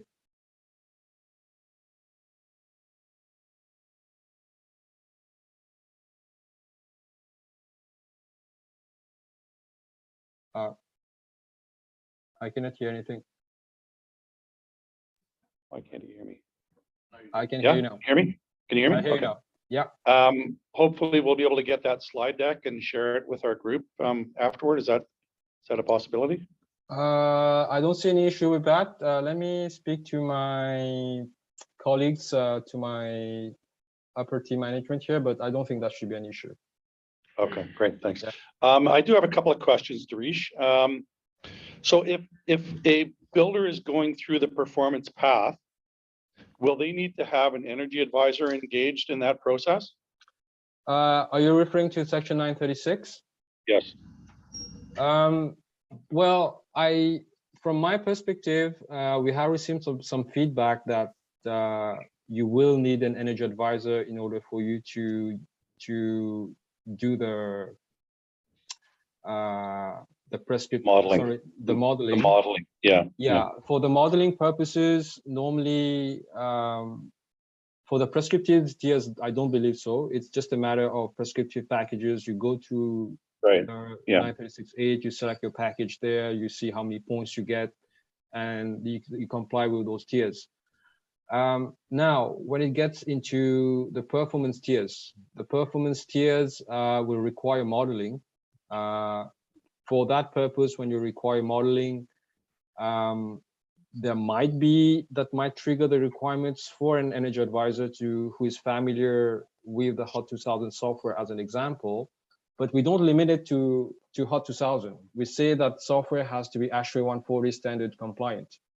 So we're not saying you can use HOT 2000 only, because I do realize these HOT 2000 software is being used. NRCan licenses, those energy advisors, they go through a process for licensing as well. So I'm not going to say you strictly require an energy advisor. That's a path for you to follow. But if you can take benefit of other softwares which are ASHRAE 140 compliant, that might be another avenue to go. Okay, so potentially not a requirement for a third-party professional to do the modeling for you, if you have an alternative way of doing that.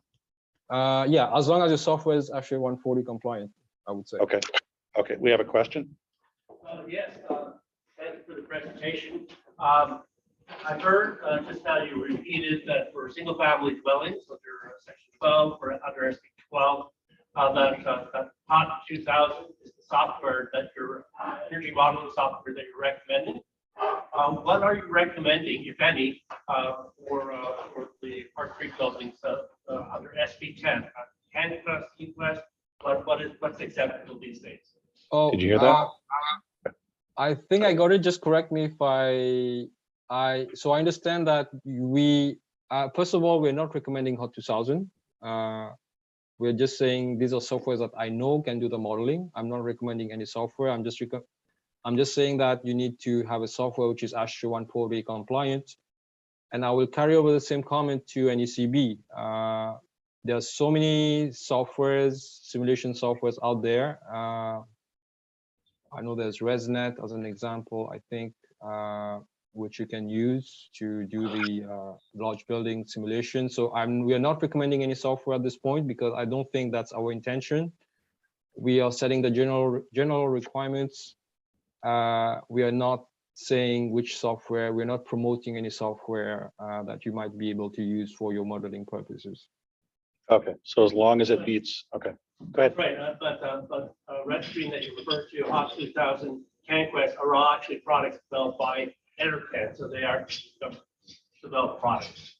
Yeah, I realized that, and I think when the impact analysis was done by the feds, by the NRCan, I think this is what they used for their modeling purposes, because I think that's what they were used to. Okay, no, that's good. Another question. So if you're going under the performance path, is the air change testing a requirement? Is it mandatory? No, performance path. So it's going to be. It's voluntary. It's voluntary, and I think there's some methodology for you to get some credits if you do the test. Right. Okay, great. So currently, another question, under the NBC, there's tier 2 is in place, and you were mentioning tier 3 at 20 points. Is that confirmed that that's going to be in the Ontario code? No, everything is up in the air right now. This is what we are proposing. We have received feedback, positive and negative ones. We are looking into it. As I mentioned, there's variation analysis, which is being undertaken right now with a consultant. So this is not final. We'll have to wait for the final edition of the OBC to. Okay. Is there going to be further consultation to the public, or no? That's done? There's a phase 3 consultation coming up for Ontario only changes, and some remaining items as well. We release a code news for that purpose, so I would encourage everyone to get signed up to code news. This is where we are going to say we are going to be having this phase 3 consultation. So that's the place for you to know that. Okay, that's a really critical point, that if you didn't catch it, there is I would almost call it like a newsletter through Ontario. Ontario Code News, I think it's called. Code News, and you can sign up to it, and you'll get updates when consultations are happening and other things that they're doing. So it's a great site to get connected to. There's a lot of great information that comes out of that. Can you narrow that down, or is it going to be everything, all the codes for everything that is relevant to the industry? Right, you sign up for Code News and you get everything. So you can't say, I just want to know about fenestration. No. When I the other stuff and just send us what's good. You might actually enjoy things you can't remember.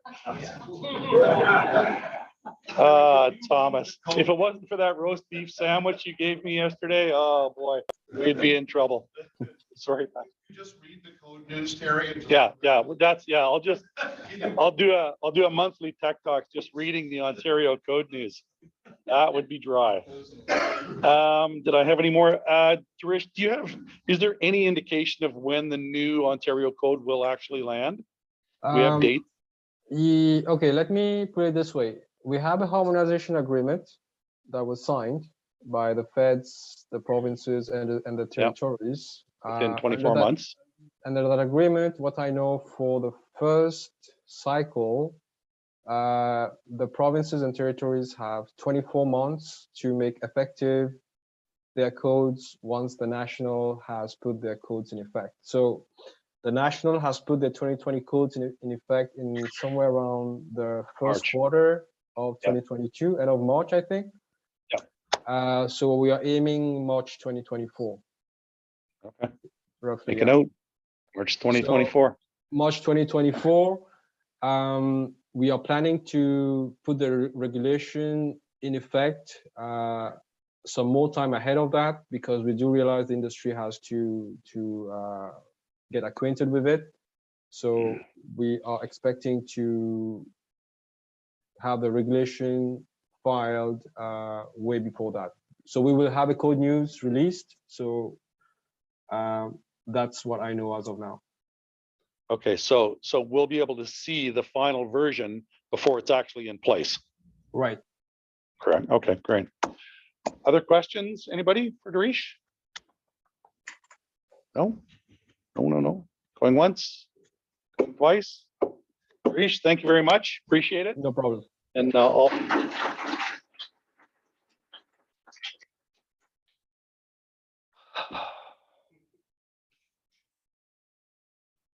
else you want to talk about while we wait to have lunch? Anything? Thomas, you must have something you want to talk about. I did have Steph and I had a great meeting with some people from Enercan yesterday. Historically, day before yesterday, sorry. That's right, we were golfing. Historically, my experience has always been a fairly sour taste when I leave those meetings. It was probably one of the best ones I've ever sat in on. So Rob Singlehurst and Diana Charest. Kim couldn't make it, but it was good. They did share some things, and they were quite receptive to our concerns and comments. So I thought it was a good meeting. So no. I'll get back to you on it. That's what they say. Right? I haven't finalized any notes, but Diana has agreed to present at Windor for it, and her and I will be working through the details of what that will look like. She's very open to providing better information than last year. There was 120,000 listings. Now there's 140. Who cares? Nobody really cares. She's going to get into more detailed information about the activities of Enercan in relation to fenestration and Energy Star, hopefully some greener homes content, hopefully other content on those programs, right? So it was a good meeting, and yeah, I hope to have good outcomes from it. So, but yeah, today I don't have clear notes that I can share. Actually located about 3 kilometers in that direction, just around the corner. We train engineers, architects, manufacturers, and others on energy technology. So we teach energy by one of the largest ones that's teaching online. We teach energy modeling, 100,000 proposed, but for buildings, for larger buildings. We also do teach energy efficiency, renewable energy, smart building technologies. We want to expand to another area, and we do both courses in class, physically down the street, most of it online, but we also do corporate training for large multinational companies. So we've done on energy policy, but also energy technologies.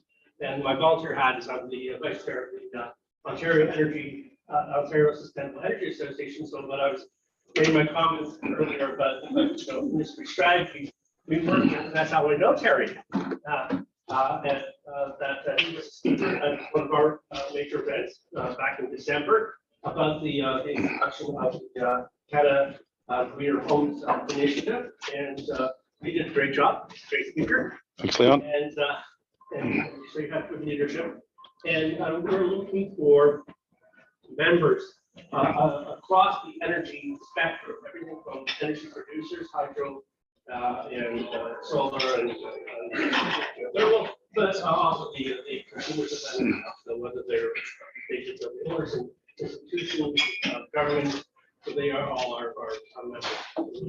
That's it. Over Hang on. Let's not get into that. Not going there. If you want to talk to Leon afterwards, you're more than welcome to. Thanks, Leon. Appreciate you coming out. Appreciate it. All right. Thanks a lot. Okay. So next up is Daniel Dicaire from Ottawa Community Housing. He's got a wallet this thick, man. I'm telling you. So he's going to tell us about things that the city of Ottawa is doing, funding high performance buildings. Correct? All right. Okay. I'll get your session going here. Yeah. Well, how about, thank you so much, Terry, for inviting me. Window manufacturers are a riot. This is the, no, but at first I was a little bit, not hesitant, but like as an ultimate customer, I was like, maybe I'm a little bit out of place here. But the more I talk to you guys, the more I realize, no, I feel right at home because you guys are great. But your problems are my problems, and my problems are your problems.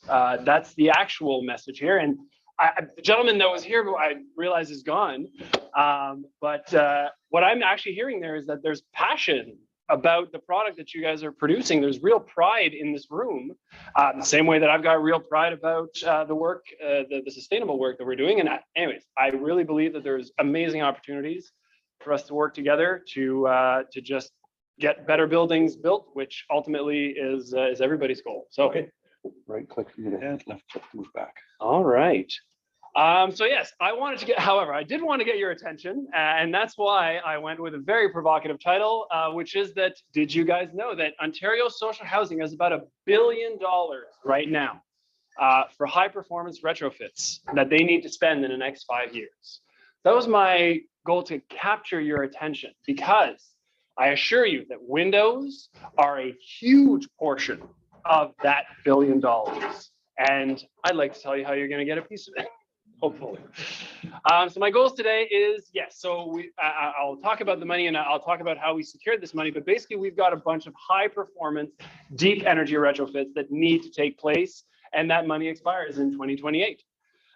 So what I'd like to, my real goal here is to show you how Ontario manufacturers, because I can go get this stuff other places, but I'd really like to have it here in Ontario, how we can get a piece of that business. So I'm going to eventually tell you about the windows that I need, the quantity that we need, and the funding that we've secured. But before, I'll give you a little bit of context on Ottawa Community Housing. So Ottawa Community Housing, Ottawa's largest landlord, 15,000 units of social housing. We've got high rises and low rises and basically every type of building you can imagine. But over 2/3 of our build, actually now I made this slide a long time ago, over 2/3 of our building are pretty much 60 years and older. So we're at this life cycle tipping point in pretty much our portfolio management. And so far we've my job is energy. So we've managed to keep the energy consumption fairly even over the past couple of years. I'm blocking the top slide there, but we've managed to keep it somewhere around $23–25 million a year. And that's thanks to the low hanging fruit. I'm going to describe toilet retrofits, for example. That's one of our project managers standing on top of 3,000 toilet seats. We replace 15,000 toilets, and it saves us $5 million a year. other things like lighting retrofits and, you know, the typical boiler replacements. And there we've got 0.5 megawatt of solar that is currently operational. And within the next 3 or 4 years, we're going to have we'll have a full megawatt that will be operational across about 40 different sites at OCH. So this is how we've been approaching the issues so far, but now we're being tasked with a much larger problem, which is we've got these two beautiful crises that are kind of hitting each other at the same time. We've got a housing crisis, both on the affordability side of things, which is that housing is becoming, it's harder and harder to keep it affordable. That's just a graph that shows the median income versus the median cost of housing and how it's skyrocketing throughout the country. But also we've got these assets that are 60 years old that are at these life cycle tipping points, and they basically need a new round of investment in order to stay standing, right? We need to put more money into these properties. We can't displace these tenants because we need to keep that rental revenue, and displacing the tenants would mean there's less affordable housing that would be existing. So we've got this real pressure. And at the same time, what I've put up there is kind of a synopsis of the climate crisis. So in Ottawa, this is our climate change master plan. And it basically shows the reductions in carbon emissions, where we find them, or all of our carbon emissions, and where the reductions need to take place over the next 20 years. And we can see that existing buildings and new buildings are going to make up something like 40% of the emissions that need to be eliminated just in Ontario. And pretty much every city, every province is going to have a similar graph to this. They tend to be the similar areas that we're focusing on. This is how we're tackling it. So our job, we manage housing. So we're focused on the existing building. This is how we're tackling the project. This is the Pressland prefabricated exterior energy retrofit project, where we took 4 units of social row housing, 3 bedrooms each, built in the 1960s, about $7,200 worth of utilities a year, and they were emitting 18 tons of CO2 every year. We did a full deep energy retrofit on that building, converted in 2020, still 4 units, 3 bedrooms, but now it's net zero annual energy, 0 carbon emissions annually, and the tenants were in the suites during this retrofit. And now I'd like to show you, oh yes, so some of the modeled specifications. So I mean, related to some of the different things if we wanted to get into the weeds, but we basically improved the building envelope. Windows are a big portion.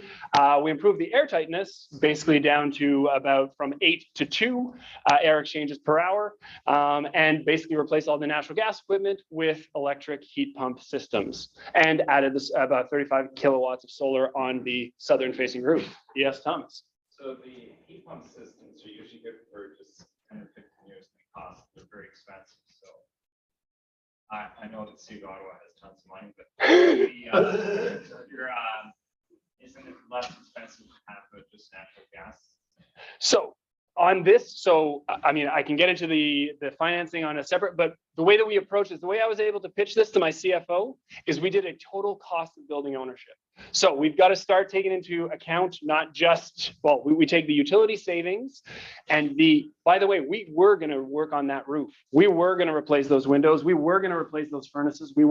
All of that stuff. We took basically you take a 60-year capital plan and you net present value the entire of your maintenance as well as your utilities, all of that stuff. And you compare, you have to realize this building was going to cost us $2.5 million as status quo, just to keep it as how it was before. And we're only spending, quote unquote, $2 million with this retrofit over the next 60 years. So that's how, and I'd love to get into that kind of stuff. You said prefab. Did you just clap those panels on the outside, or? And I'll show you exactly how we did that as well. Give you a little bit of the energy performance by comparison. So the gray here will be the previous performance, and then the green, the new performance. So space heating completely chopped down by 90%. Domestic hot water dropped by 80%. Light appliances, pretty much the same thing with the ventilation. We added cooling. So this was one of the big benefits, is that this building did not have central cooling before and now does have, which is an added bonus for the tenants. And obviously we added some generation where there was none before. So overall, we end up with a net positive balance. And I'm happy to report that as of September 1st, which was my 1 year of monitoring, we actually achieved our net zero status in terms of what we modeled, we actually performed over the first year with our generation. So now, Terry, I'm going to get you to load up that video, because in 2 minutes, I'm going to show you the time lapse of us doing exactly the work that you were asking about. Keep doing that. Sure. Yeah, let's go find it.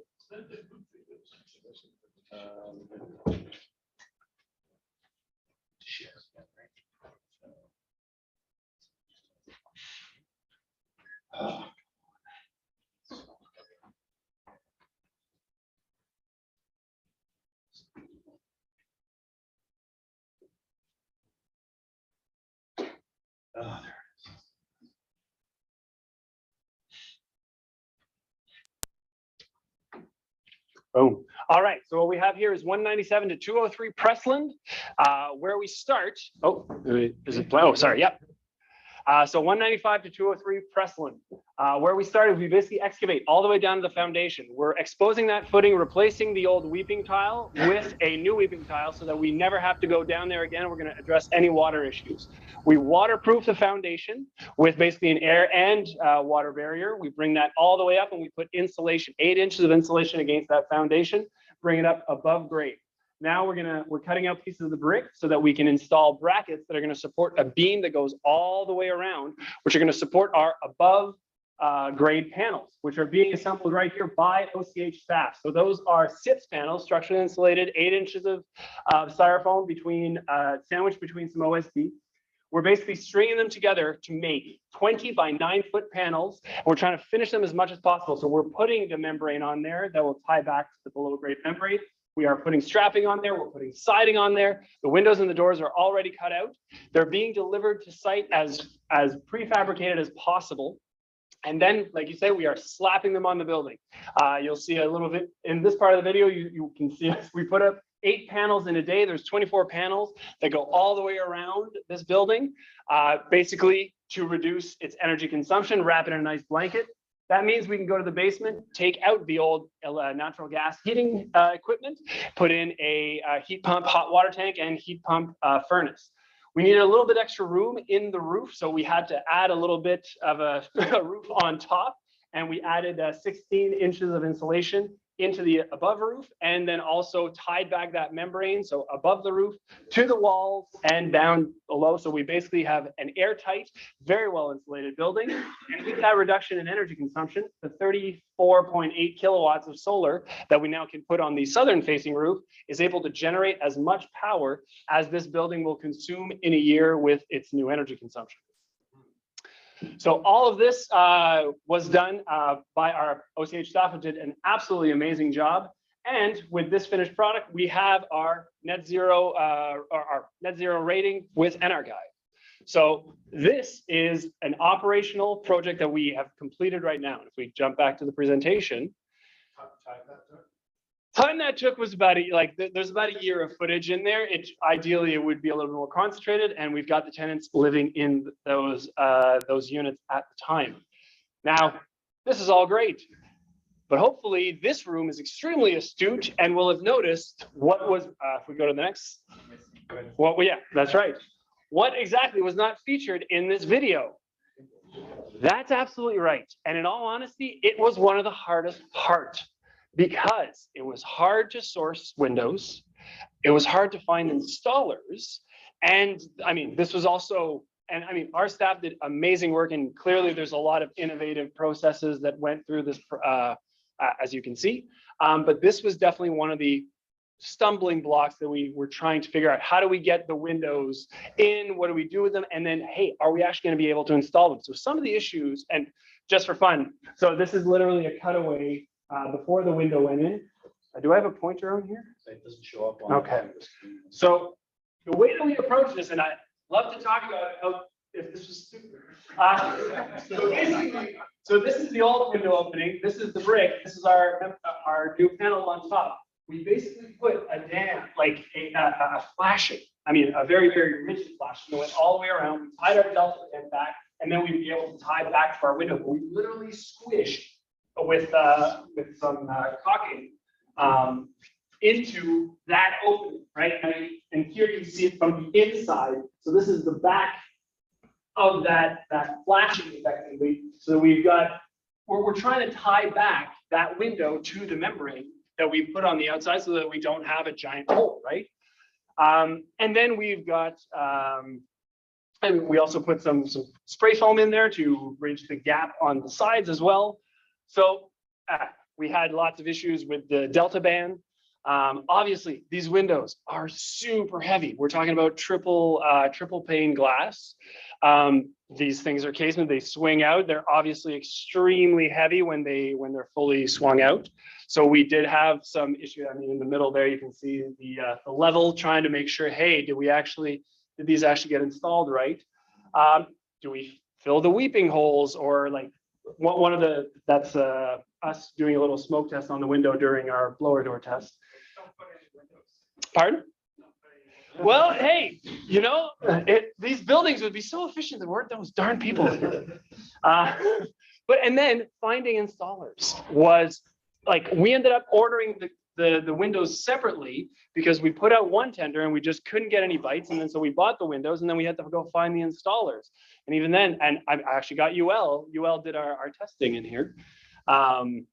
So it was a very, very big challenge. And I am very much hoping that we can work together to start and address these, because we've got a lot more of these to do. So if I can get down to the business, I'd like to show you the windows that we need in order to hit the targets that we're trying to achieve, the quantities that we need, not just for OCH, but also for the other social housing providers whose numbers I'm going to give you. I can give you my numbers, but then the other social housing providers in Ontario, right here in Ontario, who also need these products, but also how it's tied to the funding that we've secured. So this 197 Pressland, so actually, do we have inline in the room by chance? Yeah. There we go, fantastic. So those were your windows, guys. So fiberglass windows is the way that we approach that project. Yes, now we got our, let's call it around 1, our U value is somewhere around 1 when we get like all is said and done, if you will, with our solar heat gain coefficient under 0.3. Yes, so, and we had 32 of these windows, right? This is your competitors, unfortunately. So in 2019, well, actually, the project started in 2017, we built a passive house standard building at 1290 Coldry. And for these, which was so it's a 40,000 square foot, 4-story building, we got about 120 windows from Clearwall over in Ireland, because that is the only place that we were able to source at that time where we found. Then how about this? The Clearwall is the name that I got. So I'm not sure like who imported exactly what and where. But basically the performance that we're looking for there was just under 0.4 for the solar heat gain coefficient and about 0.76 on the U value. Once again, finished, like these are projects that we have done, and these are the performances that we needed in order to achieve our energy targets. The next one, so these 811 Gladstone, about 300 windows. This one is just completed. I wanted to show it in construction, but we have finished this building where the performance was just around that 1 mark, or the 1.2 mark that we were talking about potentially before with Andrew.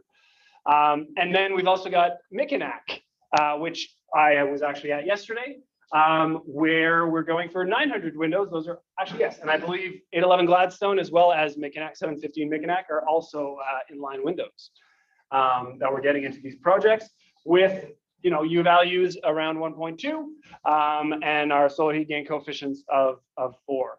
So these are in construction, either completed or in construction projects, and I'd like to think that those are big numbers that we're talking in the thousands of windows, right?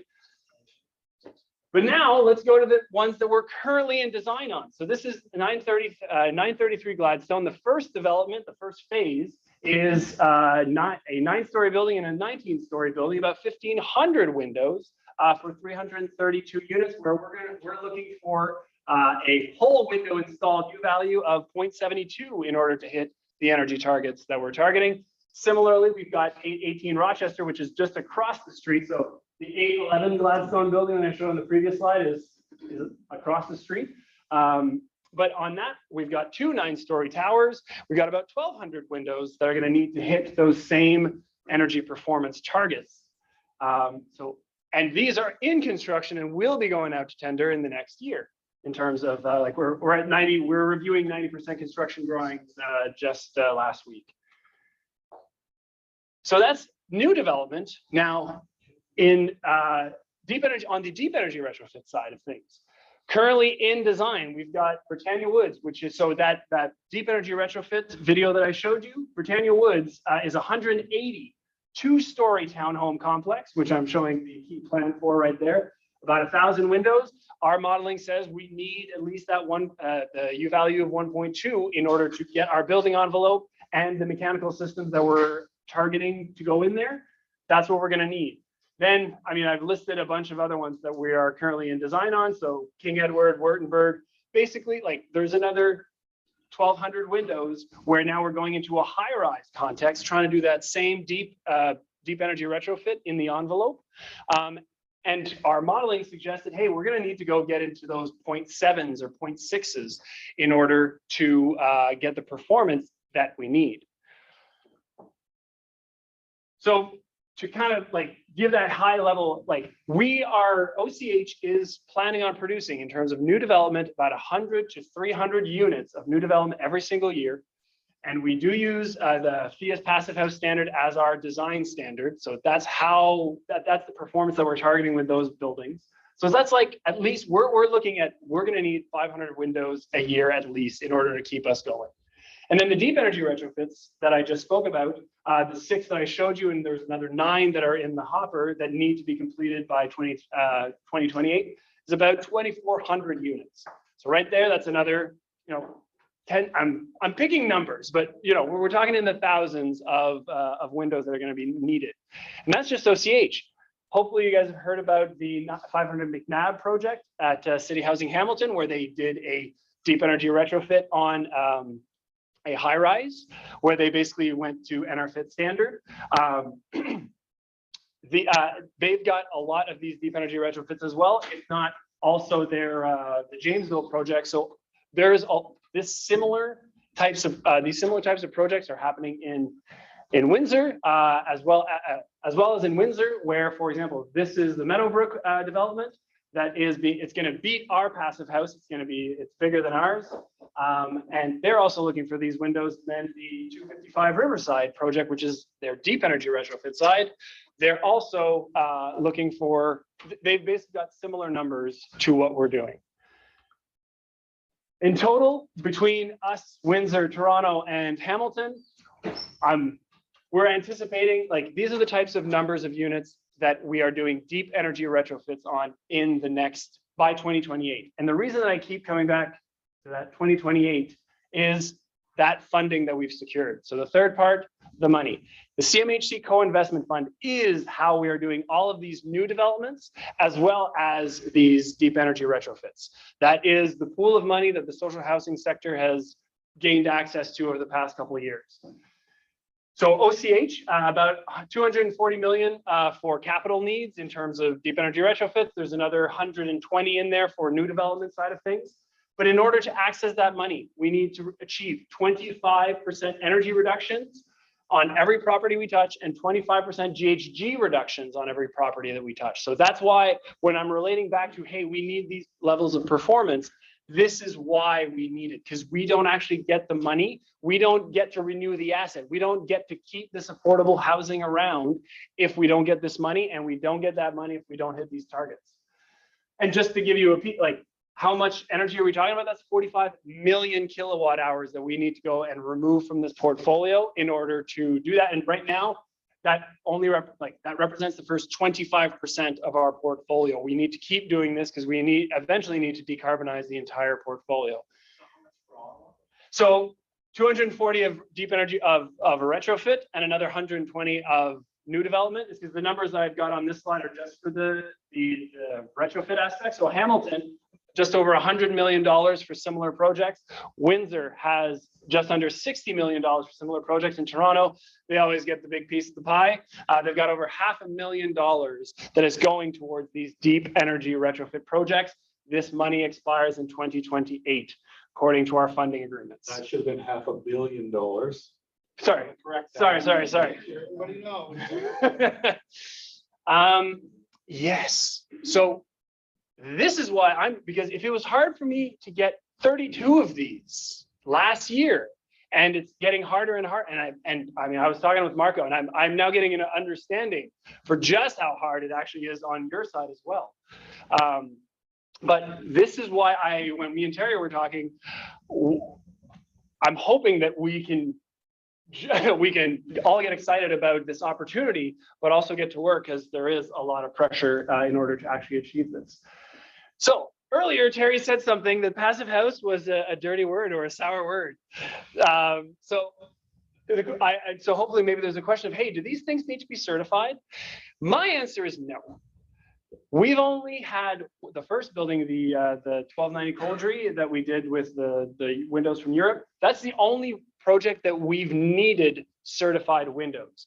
We use the FIAS standard, which is the Passive House United States, or on North America side, which prescribes a performance, not a certification.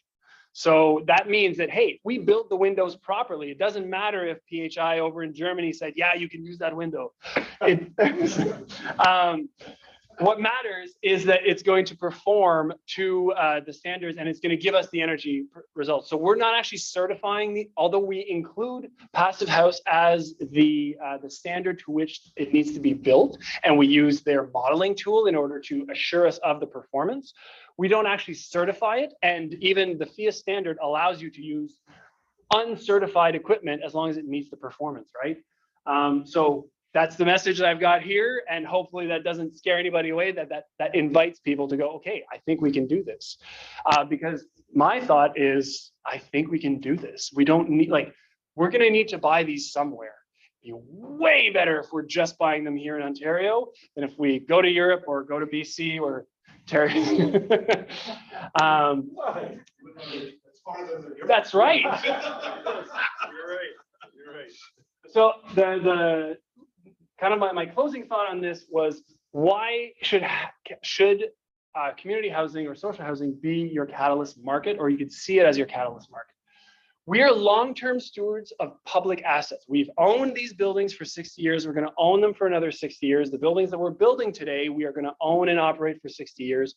We can look at that long-term plan and say, I can invest 5% more in the original capital to go and get my 80% energy savings in the end. I'll just finish my. Well, we'll get into that. Well, I was just about to say, I want to show a hand. Who here can make a 0.6 U value? I'm being aspirational. Okay, Marco. $5,000 or more a window, whatever you want. So, I mean, what the point I was trying to make is that we see the value in that long-term investment into our assets. And affordability is linked not just to rent, but it is also linked to the utility bills. And by doing these projects, we get savings that we can then reinvest into our communities, into the operation of these communities.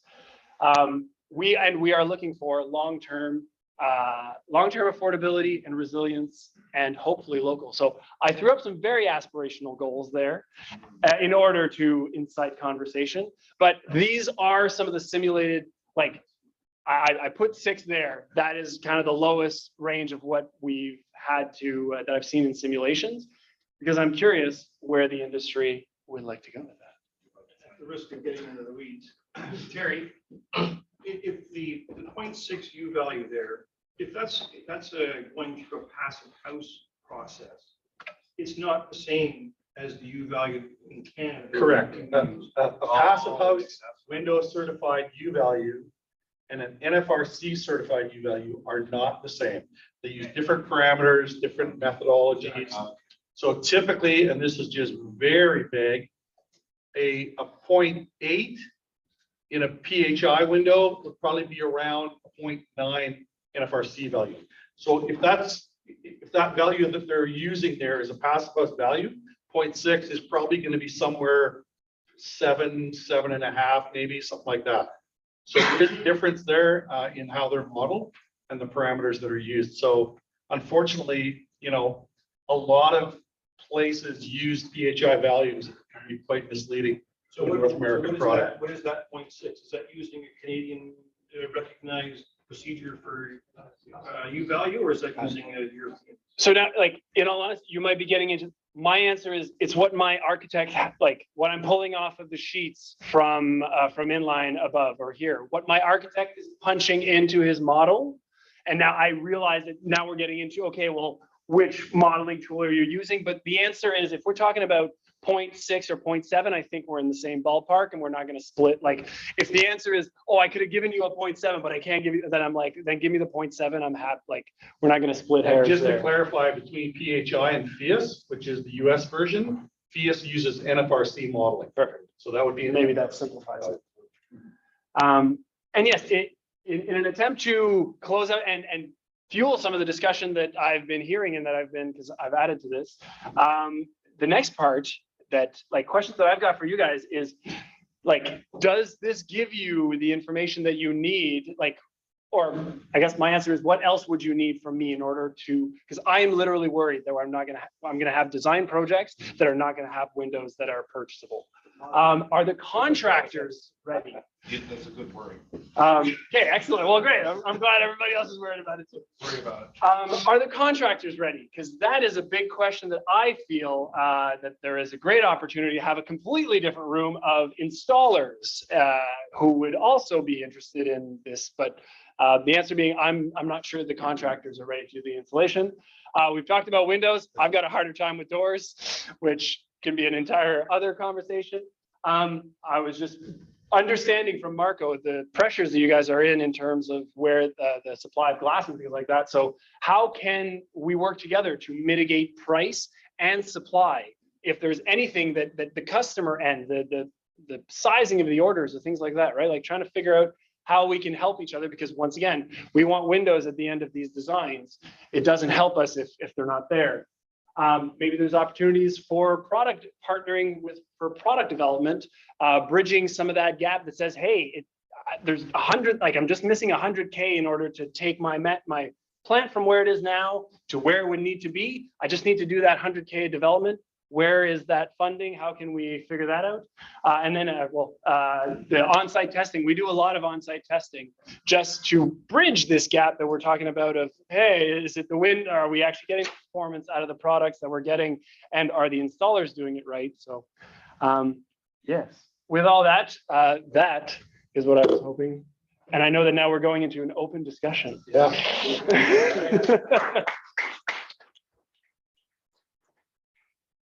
Before we do open, anybody have questions for Daniel that you want to pose before we chat a bit? And Okay. I was hoping for who wants a PO, yeah. But anyways, my contact is there, and I would be more than willing to chat more about this because, like I said, our problems are your problems.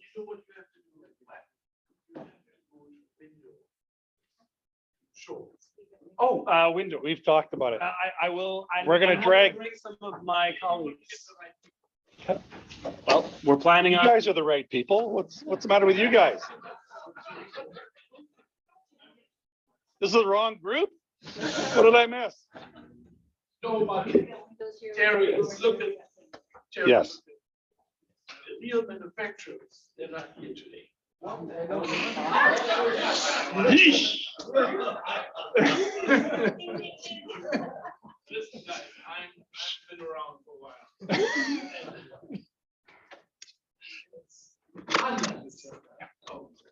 Windows suppliers and manufacturers in Toronto, I don't know. they don't join us.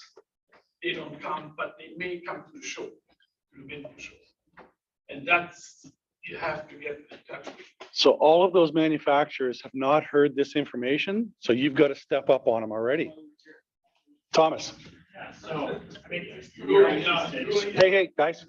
Thomas. You know, you can get a lower U value if you want to, like, you get it back But it's hummus, it's very expensive. So as I asked you earlier, is that something that the government or the city is going to pay? Because I mean, if that's something they come out and say, yes, we're going to pay for it, we're willing to pay for it and bring machinery and all that in, but it is expensive. It's not, you know, $2 or $3 million. I mean, there's a lot of money to invest in that. So it depends where you're going. I know numbers, architects, I mean, I've worked with architects, they're dreamers.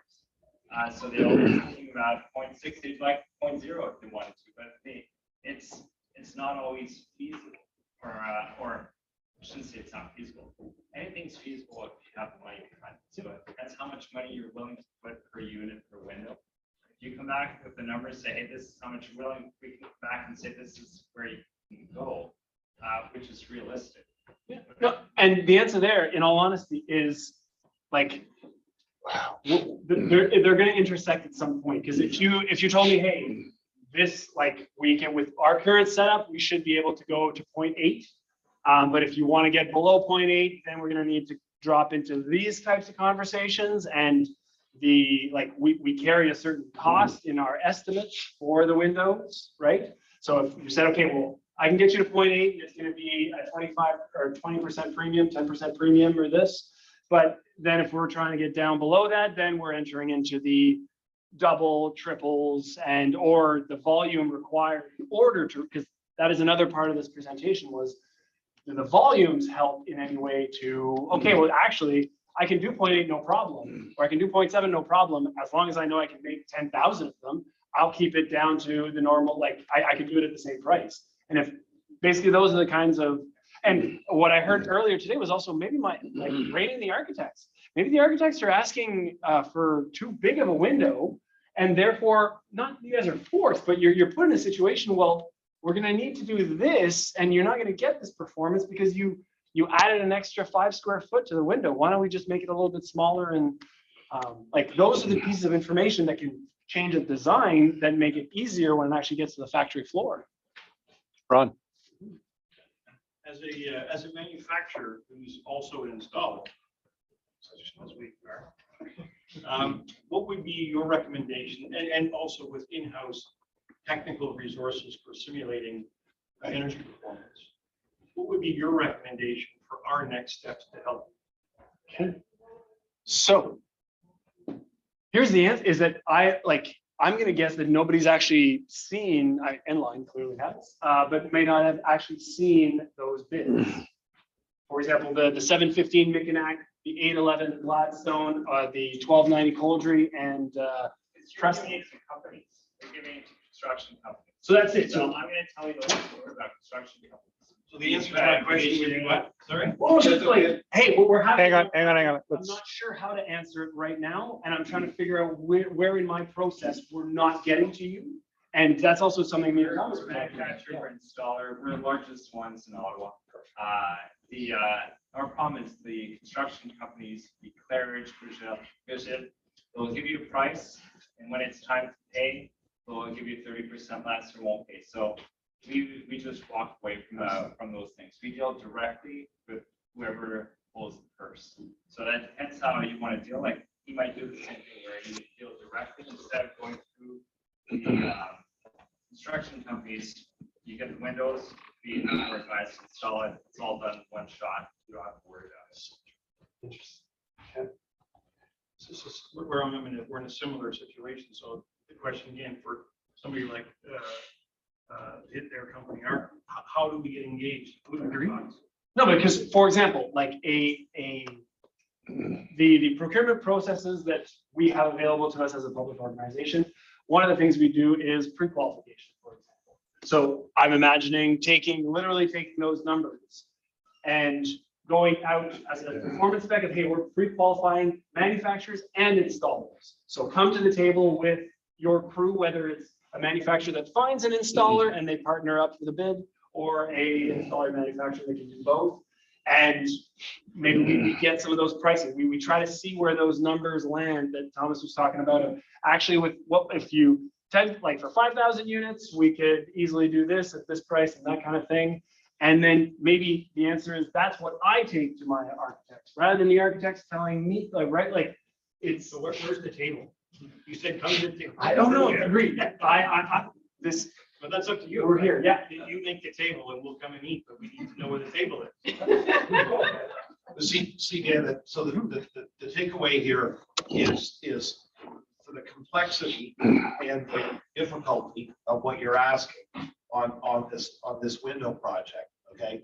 Going through the GCs is going to create a serious issue. Yes, that is what I'm realizing on. So you need a separate bid process. You need a separate bid process for the windows. Okay, so That's what you need. Occasionally, there are funding, and I believe that's where it's involved, through public entities that are parallel to the municipality. Those are the ones that usually involve these types of projects. Through, for instance, tower renewal in Toronto, or the Toronto Atmospheric Fund, that occasionally have proposed calls for retrofit or not necessarily retrofit.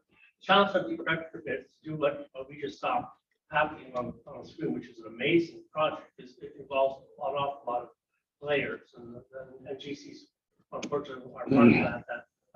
But there are other projects that come to the fore, maybe talk to Terry about that, that are specific to energy reduction or GHG reductions that are independent of the overall project that will require other players. So that would be a pure play window opportunity. like the partnerships that I was describing, like maybe the answer is like you talked about the model that worked in BC of going after a piece of federal or provincial funding, or Federation of Canadian Municipalities or NRCan saying, hey, you give us 100K, we've got 3 players that are willing to develop a 0.7 window that they could scale up, and we're anticipating in this range of a price. And they know that they've got that there should be a appeal on the other end. The volume of high performance window products in BC rose dramatically because the province of BC had a program out a couple of years ago called the ICE Fund that funded companies to develop either Passive House or Energy Star most efficient products. There's probably more manufacturers per capita building Energy Star most efficient and Passive House products in the Vancouver region than across the country. And I know that might seem unrealistic, but it's true.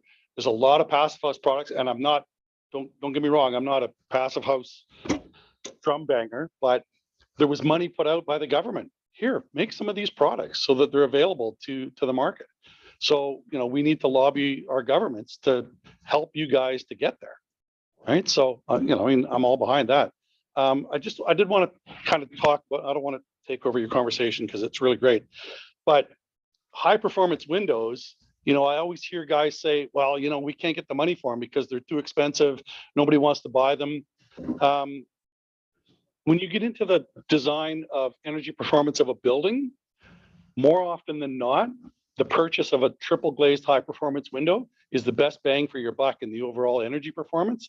Often offsets wall thicknesses, slab insulation, roof insulation, et cetera. Under the BC step code, there's a lot of guys that are building to step 3, oftentimes requiring a window down around, 1.1, 1.2, 1.0, because that window, its cost allows them to do thinner walls and thinner insulation in the ceilings, smaller mechanical systems. So yeah, they're more money, but in the global picture of that project, they're actually saving money. So it became, or is becoming, an easy sell in and around the Vancouver region to sell a high performance window because it's the best bang for the buck. So I get it. They're more money. And I know that contractors are after the bottom dollar. Of course, I get it. But when you start seeing these modeling scenarios that come back with, here's 2 or 3 different scenarios with different glazing packages, they all of a sudden see that high performance window as being the best option. So it's happening in different areas. And a 0.6 might not be realistic in the end. Maybe it's a 0.9, but they go to a 10-inch SIP. and the dollar's offset. So maybe there's flexibility in the design. There is 100% flexibility, like right. So I guess the point I'm trying to make is don't go, oh my God, 0.6, we can't, that's crazy, we can't do that. Maybe you don't need to. And that's the conversations that I'm hoping to make the connection with Daniel and this group to say, you know what, we can give you a 0.85 window at a really good price point, make your SIP an inch thicker or whatever, and you're good to go. Higher air seal, get a. Exactly, get a right? mechanical, go geothermal. So don't get lost on 0.6. Sure, that might be in a spec, but if you can present an option that's attractive, that's a 0.8, you know what? They're looking at the dollars, and oftentimes the dollars work that way. So. Your procurement life is going to get a lot easier if you can move a couple of points on that. The other thing is too, from an actual energy science perspective, those extra couple of points that are throwing the architects are doing very, Very little, very little. It's silly. Yeah, yeah. You're cutting out giant chunks of your. Yeah. And that's it. If I should have made that, like I said, if that should have been a 0.7, it should have been 0.8, 0.85, like but kind of to put to Terry's point, maybe the Madamies of the world are right now, they're not asking for them because they can't do that long-term. They're turning those units over, they're slapping the sold sign on, and they're saying, your problem, now I'm gone.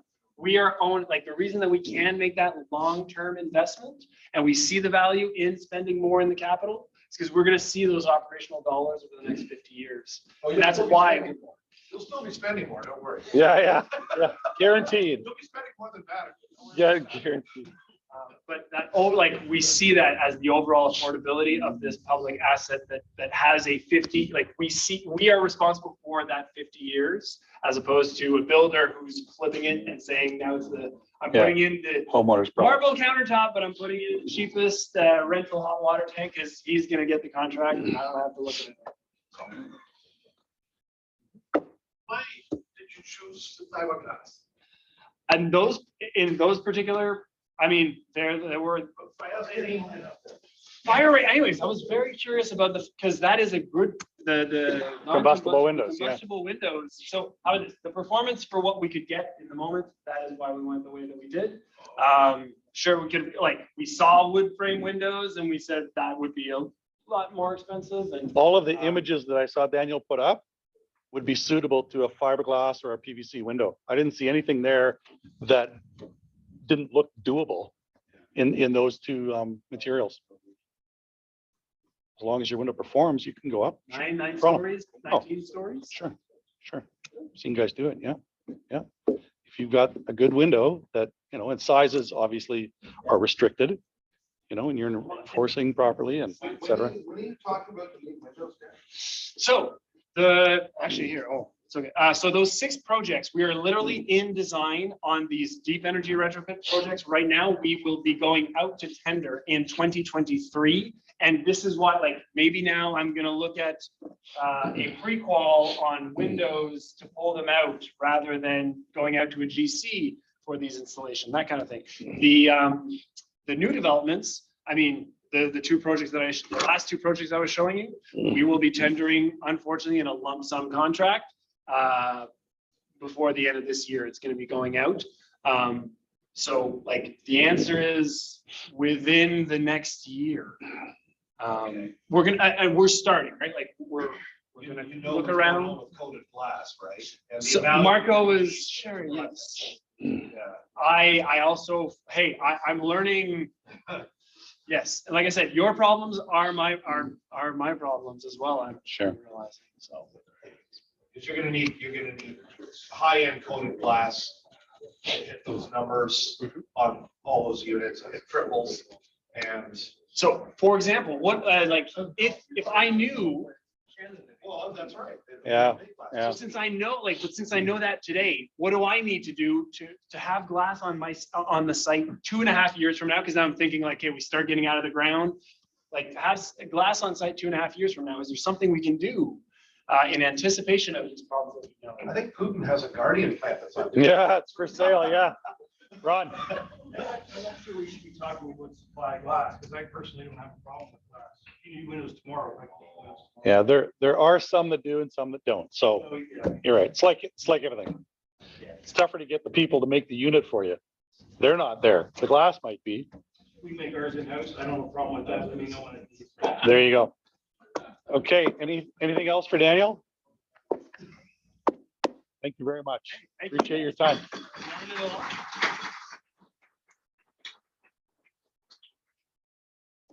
All right, that was great. So we did allow a little bit of time, just, just as an open chat. If you guys have anything that you want us to be doing, are there things that we need to look into? Are you happy with what you're seeing? Was today good? Did you find it valuable? Anything. It's wide open to whatever you want to talk about. Yesterday's golf game. What the lineup is at security at Pearson right now. I'd like to know. Does anybody know? Because I'm headed there. Ideas. Windor. Anybody you want to see at Windor? If there's topic